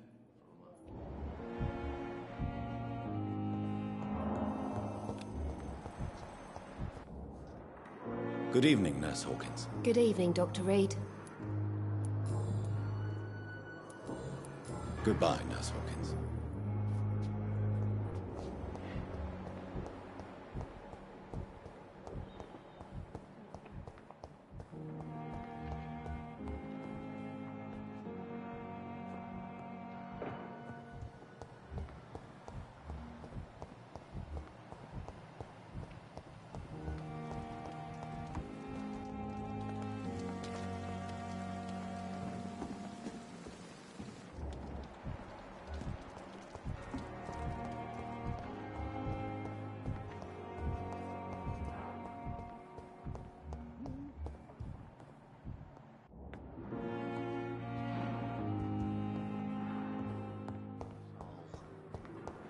They belong to you now. The life running in your Good veins. evening, Nurse Hawkins. Good evening, Dr. Goodbye. Oh, please spare me, Dark Queen. Obedient slave. Good evening, Nurse Brannigan. Good evening, Doctor. What can you tell me about the recent events in the hospital? That Mr. Hampton killed Miss Jones in her room, then ran away. And did you see all this? No. I was working by the tents when it all happened. I only entered the room when they asked me to clean up the blood. Where is Miss Jones's body? I don't know. I'd imagine the morgue. It all happened so quickly. Did you see Sean Hampton leave the hospital? I think I saw a silhouette exiting the hospital gates after the shouting started. At first I thought it was someone who was just scared, but... well, maybe it was him.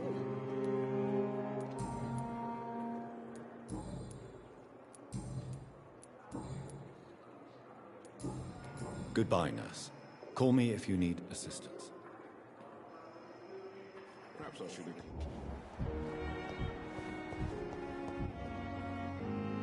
Good evening, Mr. Elwood. Evening, Dr. Reed.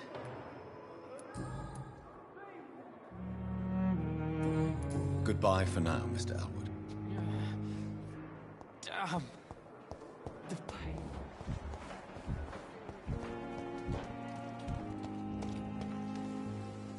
If there's anything I can do for you. Goodbye, my lady. Until we meet again.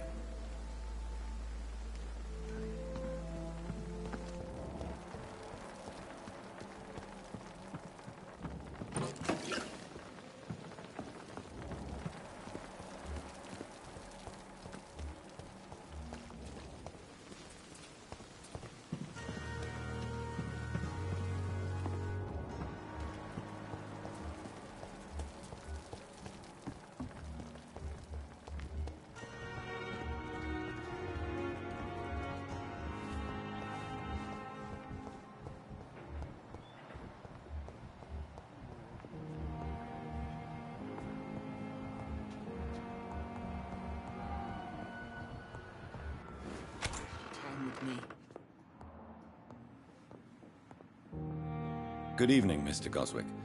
How are you? I'm okay.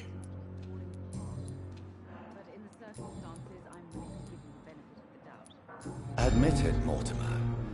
Your mother had you hospitalized here because you tried to kill yourself. Yes, it's true. All right, then. This is the first time we've really shared information about your case.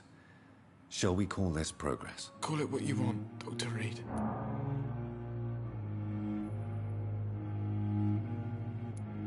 You can trust me. I won't report you to the authorities. My one and only concern is your health. I guess I should thank you, then. Can I help you in any way, Mr. Goswick? I wrote a letter for my mother. She was supposed to read it after my death. But I suppose she doesn't have to read it now. I see. And is this letter still near the place where you tried to take your own life? Yes. And I don't want anyone reading my last words. I mean, I'm still here. If you bring me back that letter, then perhaps we'll talk.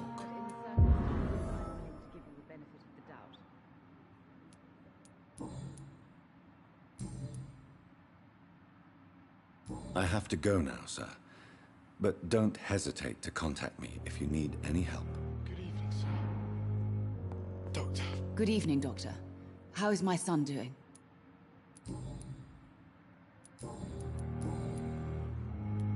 Your son wished to die, Beatrice. Why did you hide such crucial information? Are you not aware suicide is a crime? Mortimer could be thrown in jail. I can't let that happen. I won't. I understand you fear the legal consequences, Mrs. Goswick. But don't you realize your silence significantly affects your son's case? All my son needs is help and comprehension. Not judgment and punishment for what he may or may not have done. Goodbye, Mrs. Goswick. Good evening, Doctor. Goodbye, Mrs. Goswick. This hospital Good seems evening. to be falling apart. But in the circumstances, I'm willing to give you the benefit of the doubt. I have to go now. I'm all right. Don't waste your time with me.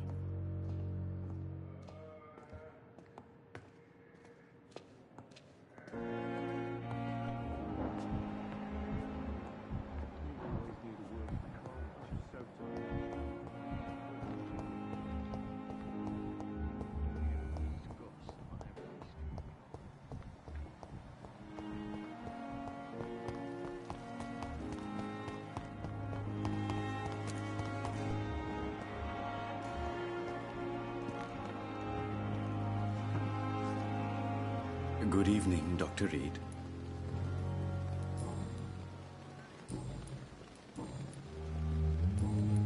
Goodbye, Mr. Chidana.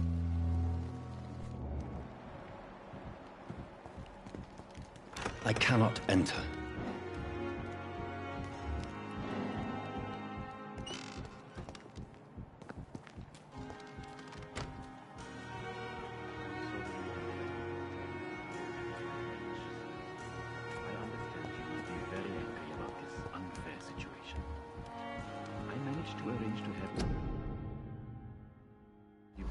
Same mass grave as your wife.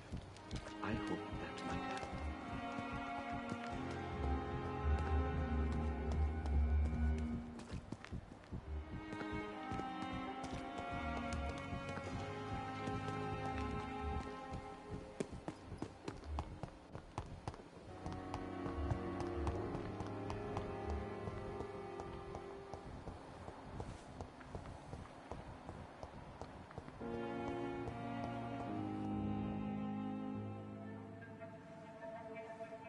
You don't mind if I search your pockets, do you, sir?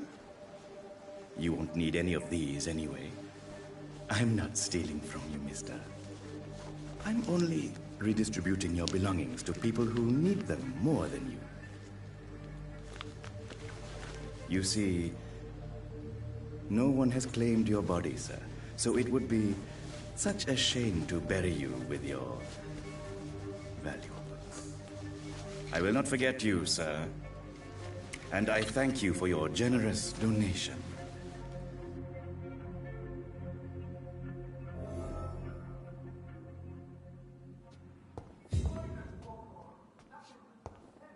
It's locked, all right.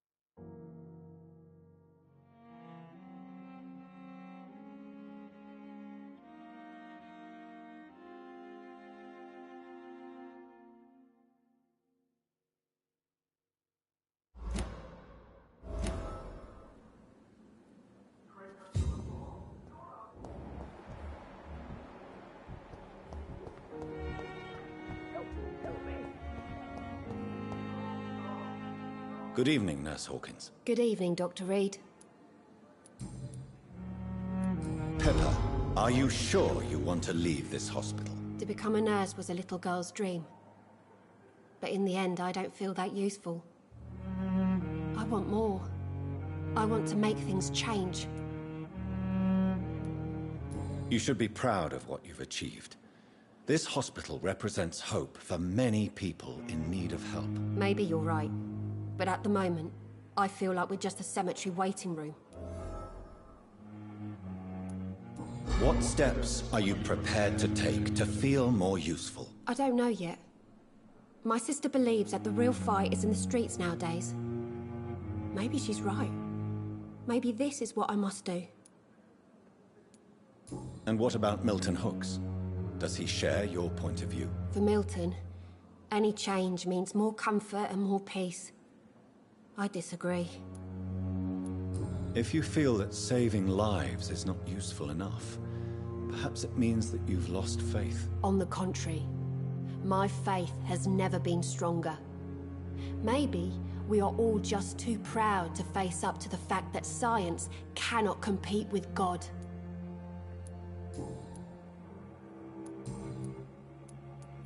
Goodbye, Nurse Hawkins.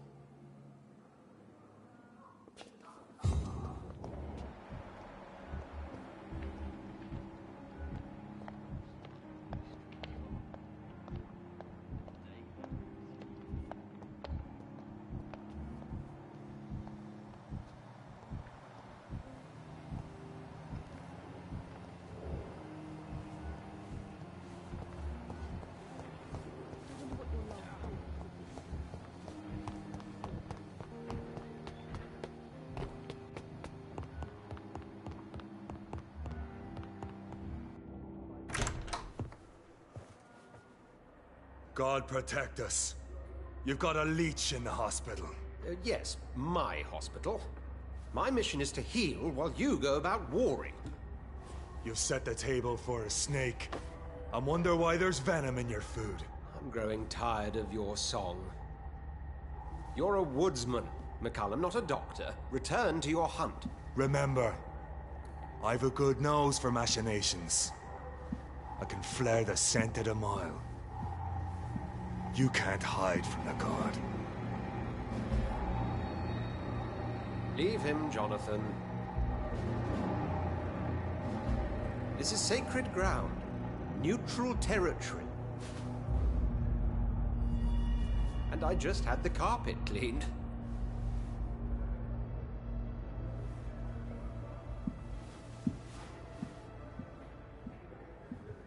By the sacred stole, this is very bad news.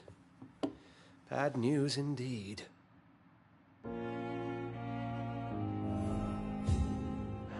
What happened? The hospital has been attacked. We have injured patients, at least one dead and several missing. This has spiraled out of control. Even the most infirm are asking to be allowed to return home. We cannot have the people lose faith in this institution. This hospital is their only hope. Of course, you're right. But we cannot afford a public scandal. It would ruin us. We must restore order, and quickly. You mentioned a dead patient. Who is he? She, Jonathan. She was Miss Harriet Jones. I found her room like a slaughterhouse. Blood everywhere. The duty nurse is taking care of the mess. Very well. I'll help you. I know this place means something to you. I have noticed how you suppress your appetite when around the staff and patients. You need to know you can trust me, Edgar. I do, dear fellow, I do. Please then, tell me. Sean Hampton, the man we thought we'd saved at the docks. It seems he was infected after all. So Hampton became more beast than man. Exactly. And now Guard of Prewen suspects the hospital of vampire activity. Do you realize what that could mean for us? Rest assured, I will protect you, and your staff. McCullum is a fanatic. The Guard will stop at nothing. You don't know what they're capable of, Jonathan. Very well. Since I brought Mr. Hampton here, I will put an end to this.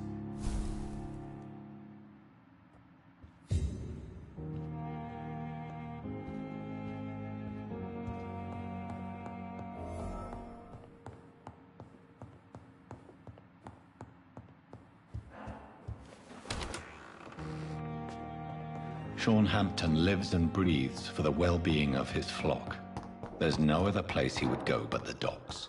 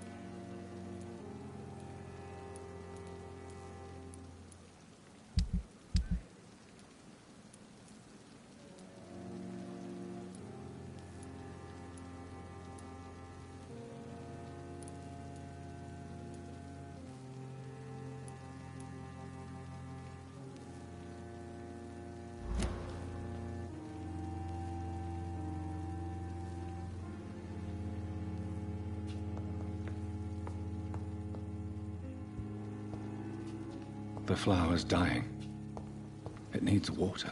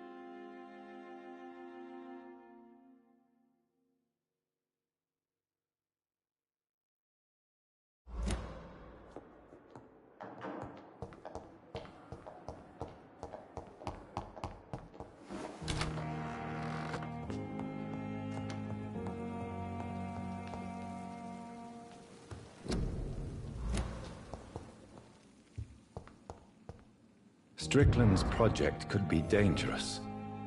I have a mind to report him to Dr. Ackroyd.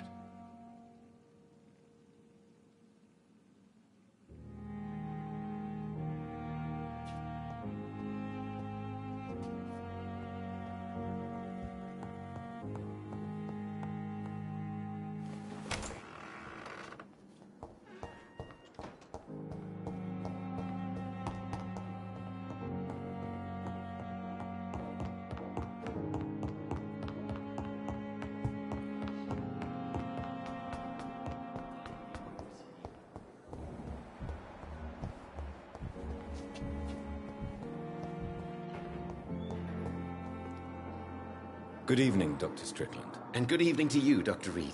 Can I be of any help? I have managed to improve the mixture by diluting it. Have you ever heard of Sir Joseph Francis Olive? Or the placebo effect? No, I don't think so. Why? A placebo is a substance or procedure that has no actual physical effect. You made a placebo of my project. Why? Research has established that a placebo, as long as the subject believes in the effect, can provoke a positive physiological reaction. Really? That's fascinating. And you want me to, what, administer the placebo and see what occurs? Something like that, yes. Well, I'm a bit surprised, but I trust you, Dr. Reed. Please take the key to my cabinet and put this placebo there for future use. Goodbye, Dr. Strickland. Good evening. And good evening. Can you tell me anything about the recent commotion in the hospital? I'm sure it was not your fault, Dr. Reed. My fault? What do you mean? Oh, nothing. It's just... I heard it was you who brought the murderer inside our walls. But you couldn't know, could you?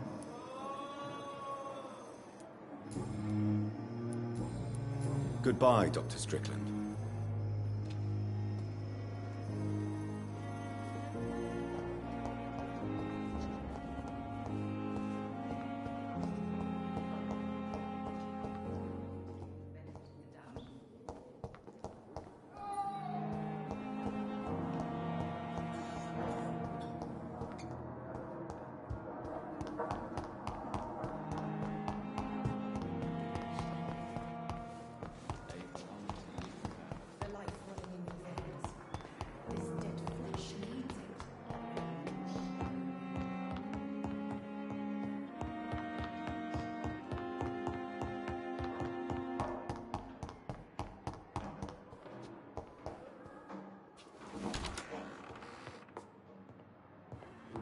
It's locked.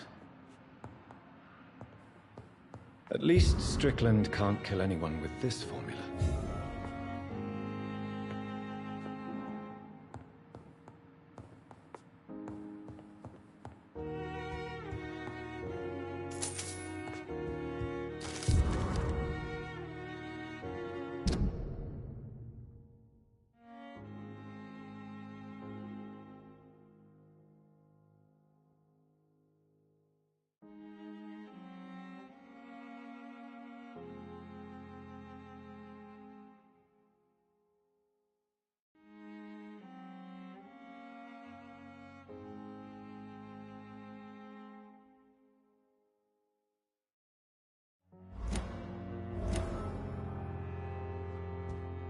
It's locked, all right. It's locked.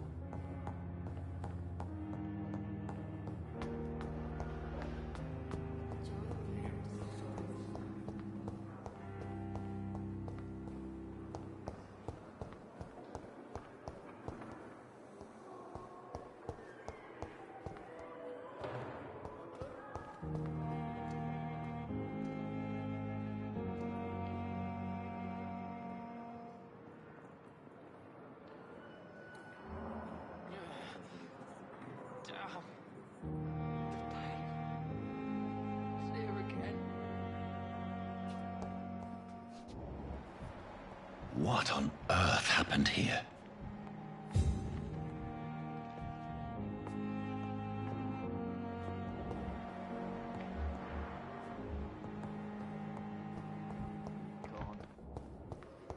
daily routine.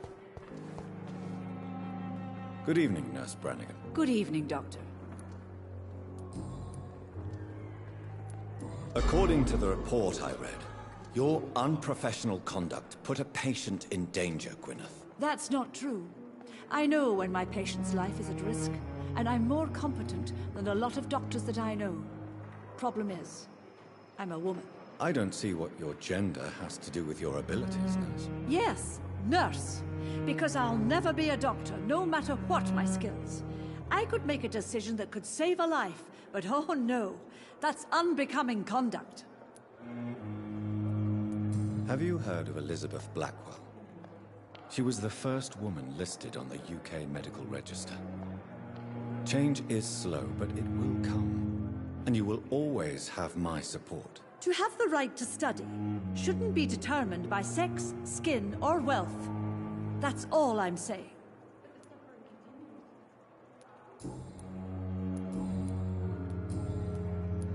Goodbye, nurse. Call me if you need assistance.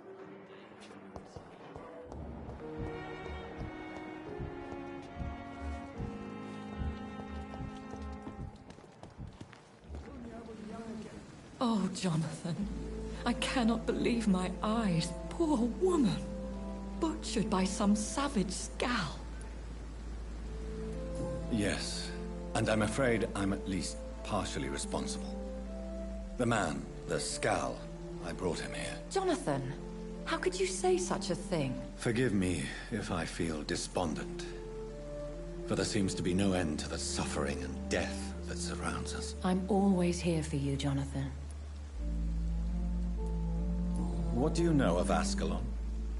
I was threatened by a creature, a vampire in Whitechapel, stating I had to obey the law of conduct. What more can you tell me about him? He was bigger than a man. Huge, in fact. He seemed to radiate violence. I thought he was going to tear me apart.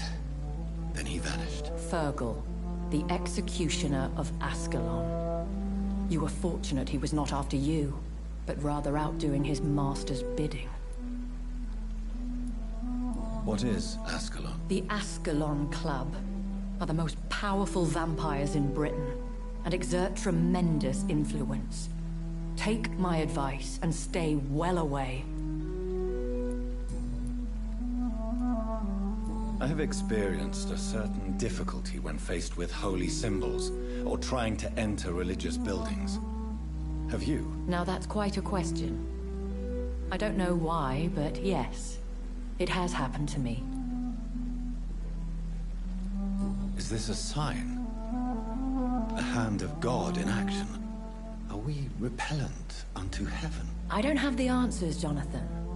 But I believe superstition and magic is just fact awaiting the lens of science. Aren't you frightened? Very little scares me, my dear. To be compelled to avoid symbols of faith does not concern me. Have you embraced this woman? Like the other patient, this Mr. Renfield? Her name was Amelia. And no, I did not kill her. I vowed a very long time ago that I would never take another life, unless they ask. Is there sufficient vitality in the blood of the sick and dying patients? Yes, Jonathan. The hunger gnaws at me every waking hour. Frankly, I'm starving. Temptation surrounds us. Rich, vital. How can you resist? Over the years, any pleasure I once gleaned from feeding is long gone. I drink for sustenance. And though I still thirst for more, I restrain myself.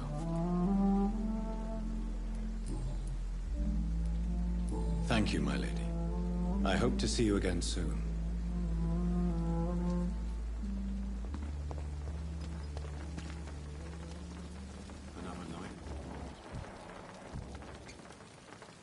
Good evening, Dr. Tibbets. Dr. Reed, any good news to share?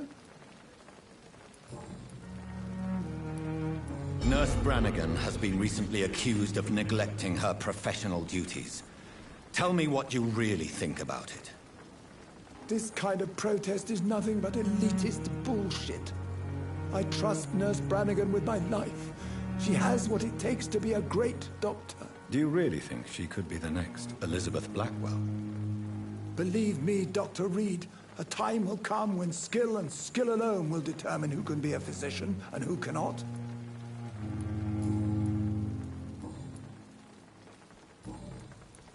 Can you tell me anything about the recent commotion in the hospital? It's a tragedy, pure and simple. The hospital is meant to be a safe haven to all. We failed the people who trusted us with their care. Do you think I should not have brought Mr. Hampton back here? It's not your fault. You rescued that poor soul. It was the Christian thing to do. But we should have noticed his instability.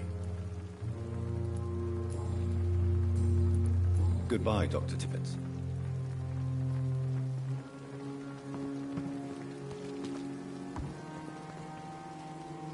Good evening, Milton. Good evening, Doctor. Still trying to save lives?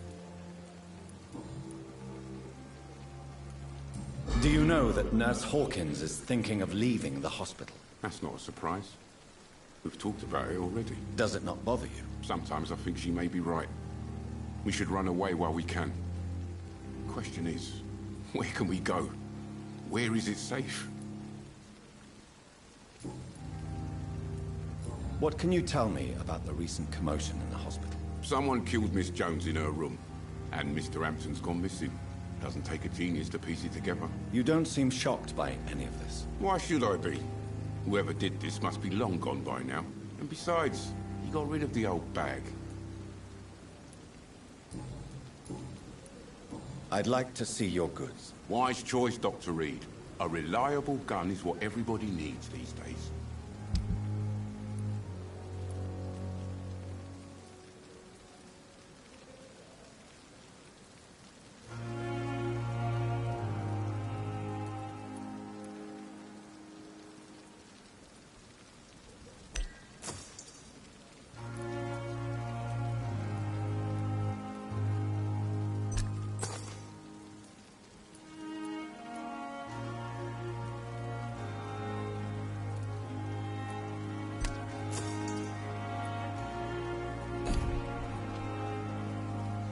Perhaps I should have considered the offer from that Cadigan fellow.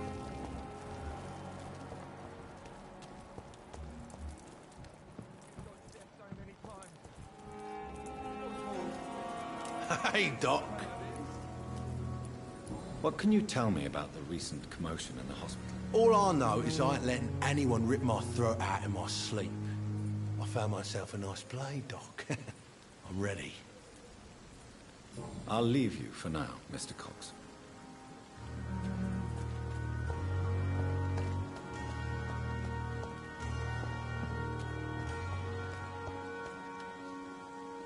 Have you found Oswald? Not yet, sir. I need more information first. All right.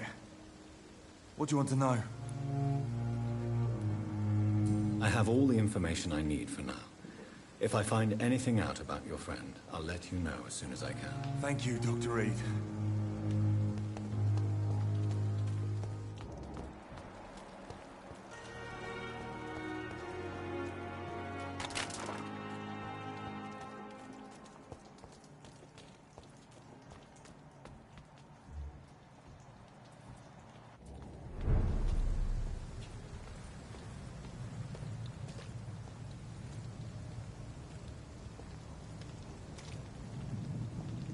Get your weapons ready! We found one!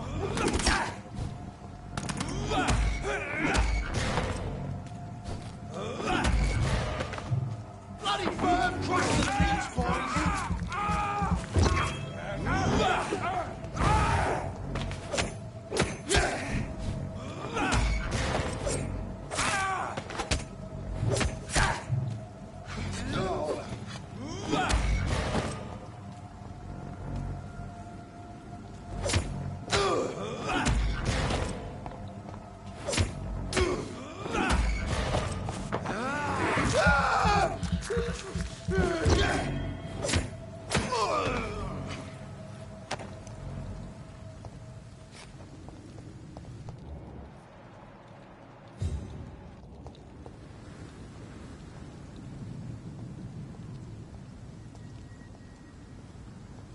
Over there! There's one of them vermin!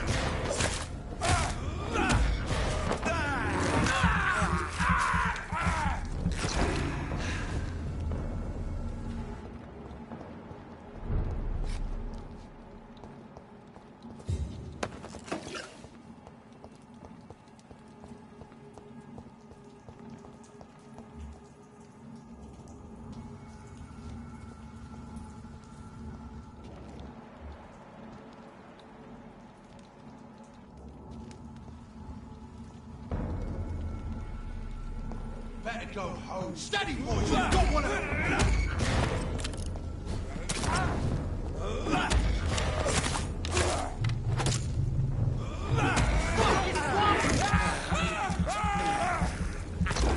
Fight for this!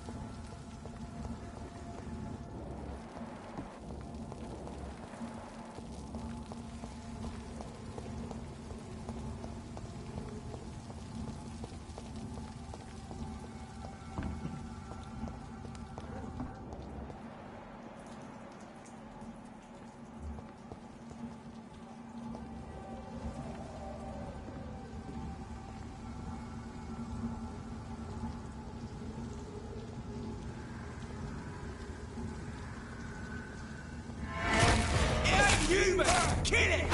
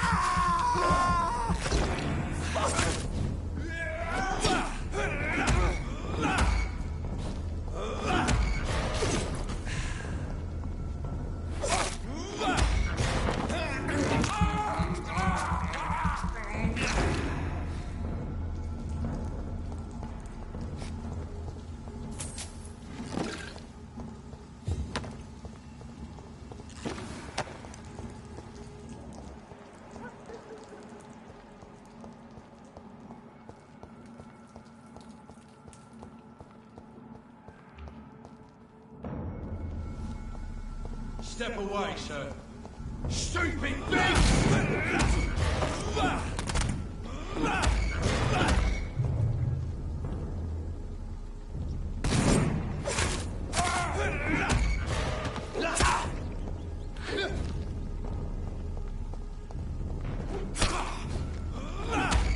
It's on him! It's on him!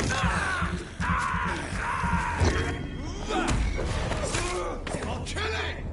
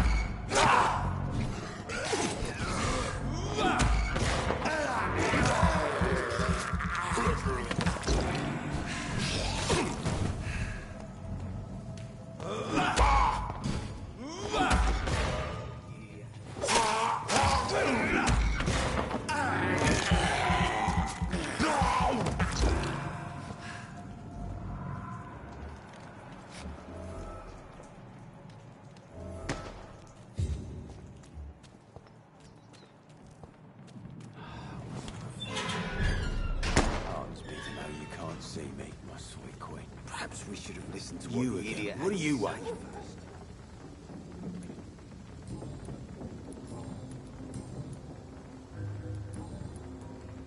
Do you know where I can find Sean Hampton? I need to talk to him. The sad saint. Why on earth do you want to talk to him? He was one of my patients at the Pembroke Hospital. Oh, yeah. I heard the poor bastard had been abducted by some cunt. You better ask Tom Watts. He knows Sean Hampton well.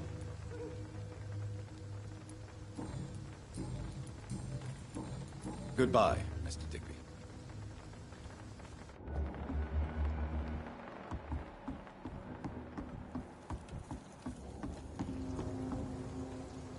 Good evening, Miss Cox. Hello again, Dr. Reed. What do you want? You still use your husband's name, Edwina. Why is that? Why shouldn't I? He may be a bloody bastard, but I'm still his wife, and his name means something round here. You never paid him a visit at the Pembroke Hospital, did you? And I don't intend to. In Clay's case, I'm not against a medical mistake or a little help from the Spanish flu.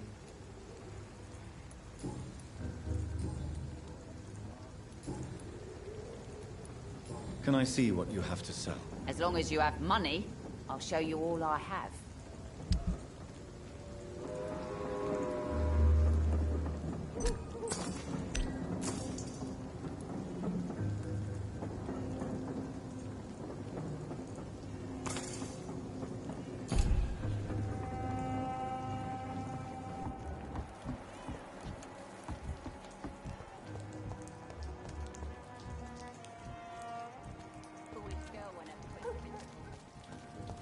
Mark my words, miss. Not a drop of blood left in his body. This is the work of a vampire. I'm a tracker of these creatures. A vampire hunter. You best be off to your hunting then. For if the sewer dog is back and hunting all these poor folk, he Good needs evening, to catch sir. him. Whatever. Don't you recognize me? We met a few nights ago. Don't take it personally. I spent a lot of energy forgetting what I did the night before. Yes, you had definitely drunk too much then as well. I'm Dr. Jonathan Reed. I'm Dyson Delaney. I'll try to remember you. This time. Inebriation aside, do you need medical help? Yes. I feel sicker than usual these days. Take this, then. And perhaps you could try to slow down the alcohol intake, too. Hey, Doc, you don't really want me to stop the only remedy I can afford.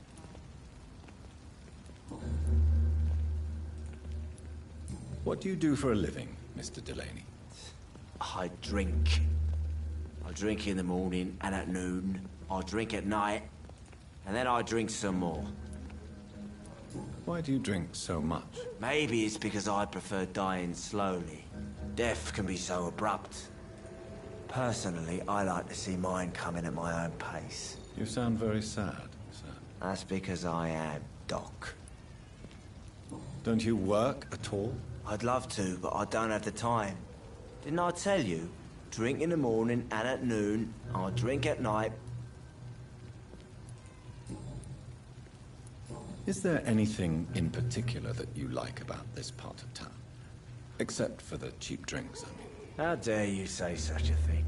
I love this neighborhood. So friendly. So joyful. No reason at all to rejoice, then? Life is hopeless and then we die, is that it? Let me tell you a story. All right. Go on. A few years ago, when I believed a resolute man could change things around here for good, a tragedy occurred nearby. What kind of tragedy? It was a bomb. Bomb that exploded and killed many people. Metal and blood everywhere. Shouts, fire, broken window of the shoe shop, the torn street light. You lost people you loved that day, didn't you? I've lost everything. But you know what the worst part is? I don't even remember where it happened. I've drunk so much to forget it. And now I can't remember where it was. I can't pay my homage to the dead. I'm sorry, Mr. Delaney. It's okay. If you ever find the place, just leave a flower for me there. Even if you tell me where it is, I'm not sure I'd memorize it.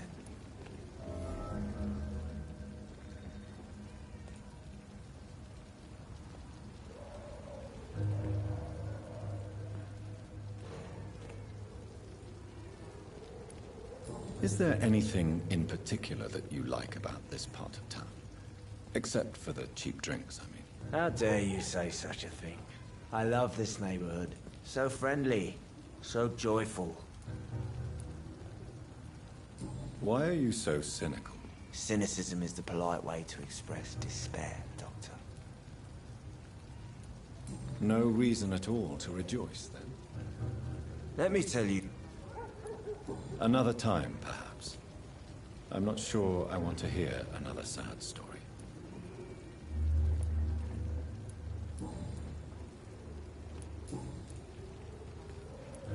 Surely you must have had dreams and expectations when you were young, like everybody else. Sure. I wanted things to change. To really change, and to change for good. The bigger the dream, the harder the fall. Sounds like you were an idealist, which is honorable. No, sir. I was an anarchist, and I believe that exclusive property is a robbery in nature. I wanted a new world to rise from the ashes, Dr. Reed. Do you really think the world is that bad? No, I believe we all can choose to make it better. But most of us are too weak, too corrupt and too guilty. I failed for sure, but others will come.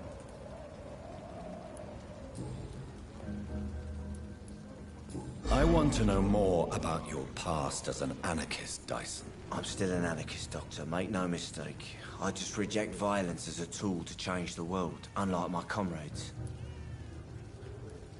Do you still see your comrades, then? Even if you don't agree with their methods anymore, I mean. No. I hope they'll come to share my point of view one day. I'll raise my glass to that splendid idea. Do you believe in a bloodless revolution, then? I do not believe in much anymore, Doctor. But I'll admit I like your idea of peaceful change. I like it a lot.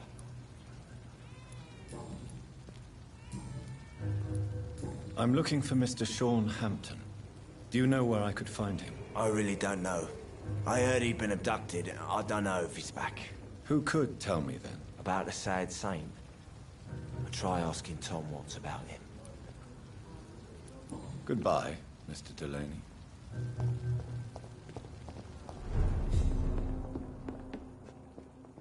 Good evening, Tom. Good evening, sir. How are you tonight? Back to the docks, are we? You remember me, then? Of course I do. You're that man who seemed so lost when he entered my bar a few nights ago. Thank you for your hospitality. I'm Jonathan Reed, by the way. I'm still Tom Watts. Welcome back, Doctor. What can you tell me about this part of town? It's not that bad. Thanks to people like the sad saint of the East End. Who? Sean Hampton, our own private holy figure. Few are foolish enough to make peace with the gangs. Sean is one of them. How is it you can keep this place open? This part of town doesn't seem particularly safe. Well, since everybody needs a drink, my pub is considered neutral ground by most groups. I see. So you get pressure from all sides about how this place should be run, do you? Well, something like that. Nothing that a few wise words and a bottle of gin can't solve. Since I'm here, is there anything I can do? Well, perhaps, Doctor. Peace partly depends on my stock of gin. With the epidemic, my supplies are running low. How could a physician help you in this matter? I have a small warehouse just past the quarantine line. Perhaps, with you being a doctor, you could go there and come back? Doctors aren't immune to disease, you know.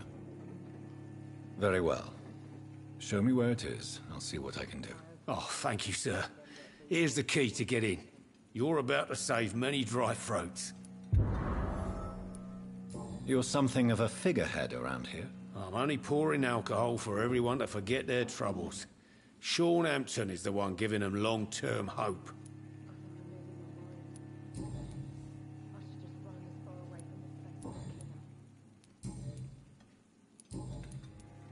Tom, I need to find Sean Hampton as quickly as possible.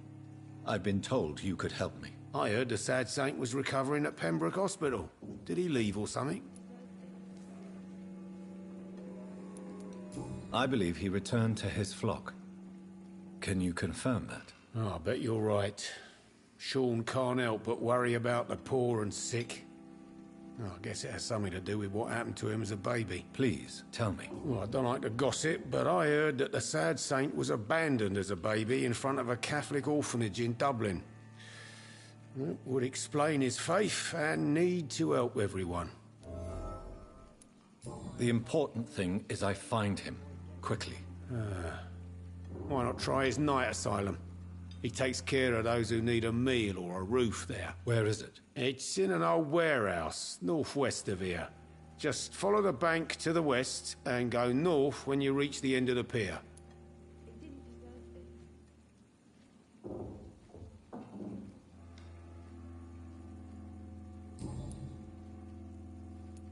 Goodbye, Mr. Watts. Are they stupid or something? I've never even been to India. Should have offered a drink to the boy.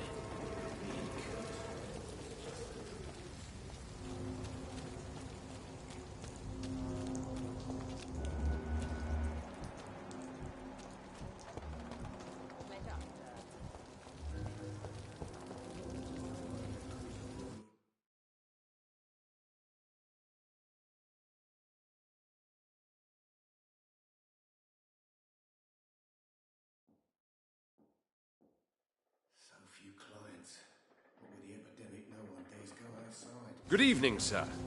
Have you witnessed any suspicious activity or strange events recently? And what do you define as a strange event? More to the point, who are you? My name is Ichabod Throgmorton, vampire hunter extraordinaire and warden of the East End. A vampire hunter? Really? I know what you're thinking. I'm just another lunatic howling at the moon, but I'm not. The bloodsuckers exist, and they're close. Mr. Throgmorton, I'm Dr. Jonathan Reed. I'd like to hear more about these vampires you're hunting. A man of science? Well, I'll be glad to enlighten you. What can you tell me about this neighborhood? Did you hear about what happened to Jack Gillingham? Oh boy. It's a shame I wasn't around to protect him. It's impossible to protect everyone. The violence seems endemic in this part of town. But it's my duty. I am convinced Jack Gillingham was killed by a vampire. These evil rodents are spreading like a plague. So, how exactly are you protecting these people? I'm curious. I patrol late at night, investigating anything unusual. I try and encourage people to stay indoors, but people are careless. Can I help in any way? Actually, yes. I plan to put up posters to alert the population to the vampire threat. Are you asking me to paste posters about vampires around the docks? If you wouldn't mind. If you did that, then I can focus on my patrols. How do you identify a vampire? It's simple, really. They can't stand daylight. They're afraid of garlic and holy symbols. They also cannot enter a house without being invited. Have you ever killed one of these creatures? Yourself, I mean. Of course I have. What kind of question is that? It's a dirty business, believe me.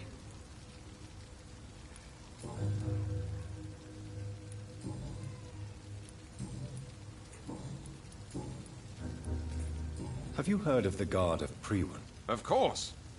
They're dedicated hunters. A little militant for my taste, but they do let anyone join. Were you ever tempted to join the Guard yourself? I did think about it, but I'm more of a silent hunter. They're more of a sanitary militia. So you hunt alone? That sounds risky. Vampires are just like every other predator. They hunt when they're hungry and follow certain patterns. It's just a matter of observation and patience.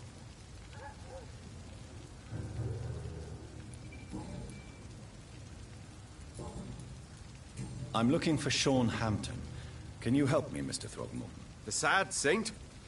He should be at his night asylum at this hour. But I cannot tell you how to find it, sorry. Really? Why is that? It's nothing personal, Doctor. I'm sure your intentions are good, but people who sleep there, they have plenty of reasons to hide. I could make you tell me, but I respect your refusal. You really believe Sean is a saint, don't you? All I will say is this. Gossip has it that when he was a child, he was molested. By a priest of all people. Funny thing is, though, it only strengthened his faith. Maybe at least you can tell me who could help me find him. Tell you what, go and chat with Tom Watts.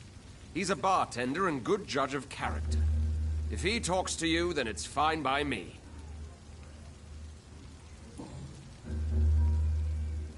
Goodbye, and good hunting, Mr. Throgmorton.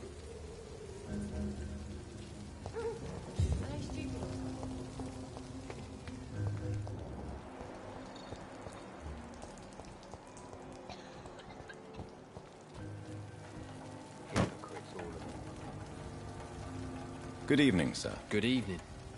Why must it always be a good evening? I was just being polite. I'm Dr. Reed. I'd like to ask you some questions, if I may. Don't like questions. Or doctors. And the name is Seymour Fishburne, if you must know.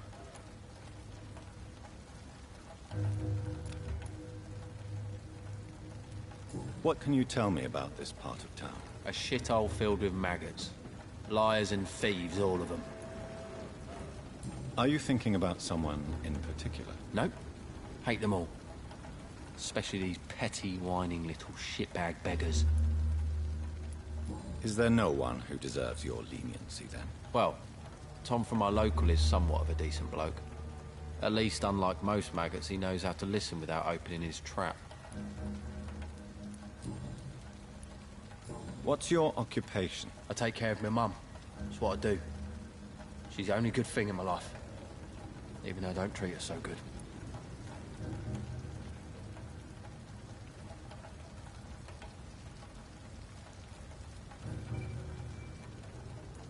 You seem upset. Is something bothering you? I lost the necklace I bought her. I'm a fucking idiot. A worthless idiot. Sometimes it's hard to be a good son. I just wanted to smile. No, I was thankful for her patience, appreciated like... God knows she deserves it.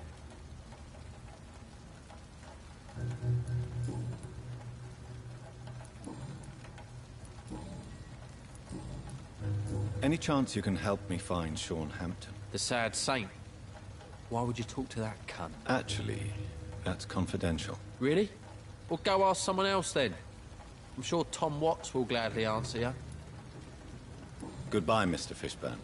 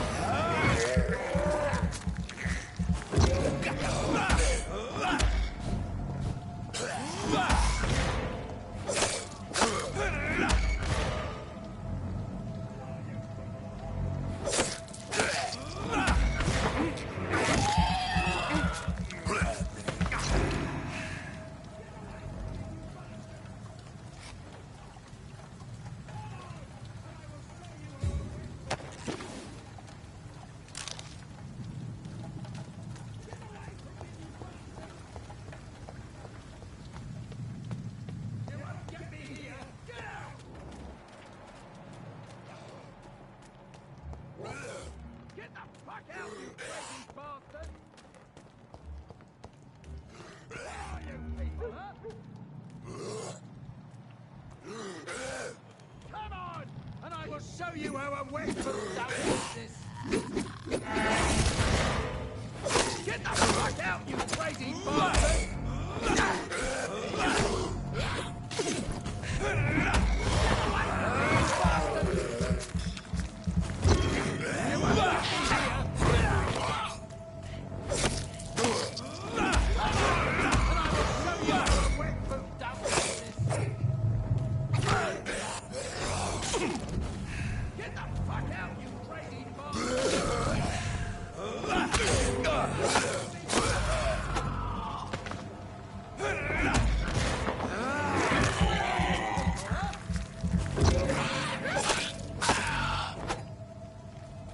You won't get me here! Get out!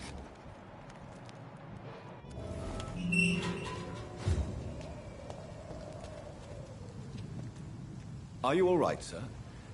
What are you doing in a place like this? I'm not sure that's any of your business. I hope you realize that staying here will put your life at great risk. Pah!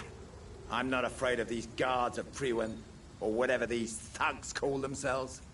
I can still kick some respect into those youngsters. I wasn't specifically referring to them, but are you really after these men? Why? They took my boy! I've had no news since he joined that crazy gang. So I decided to come and find him myself, to get some answers. I see. But as I said, your life is at risk if you stay here. And I'm not referring to the gangs either. You should leave, sir. Well, this part of town used to be nicer, let's say. Perhaps you're right. This isn't the best way to save Andrew.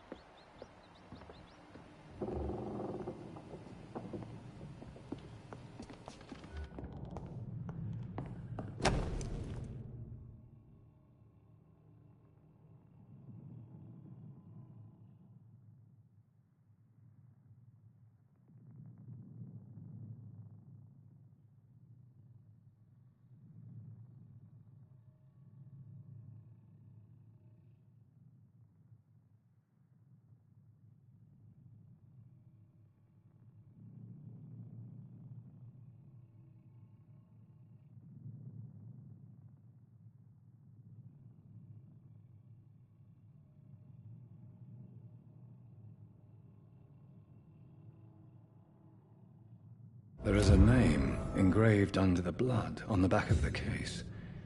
Jack Gillingham. Maybe I should return this watch to his family.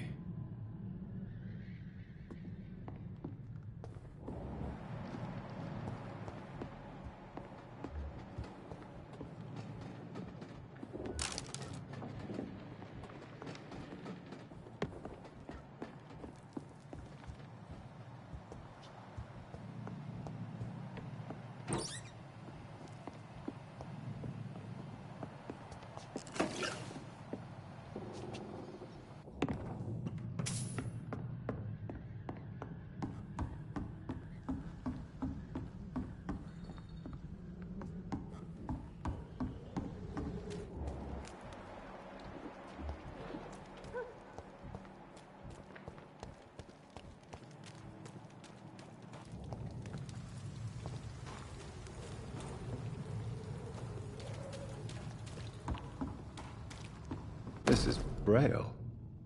I need someone who can read this.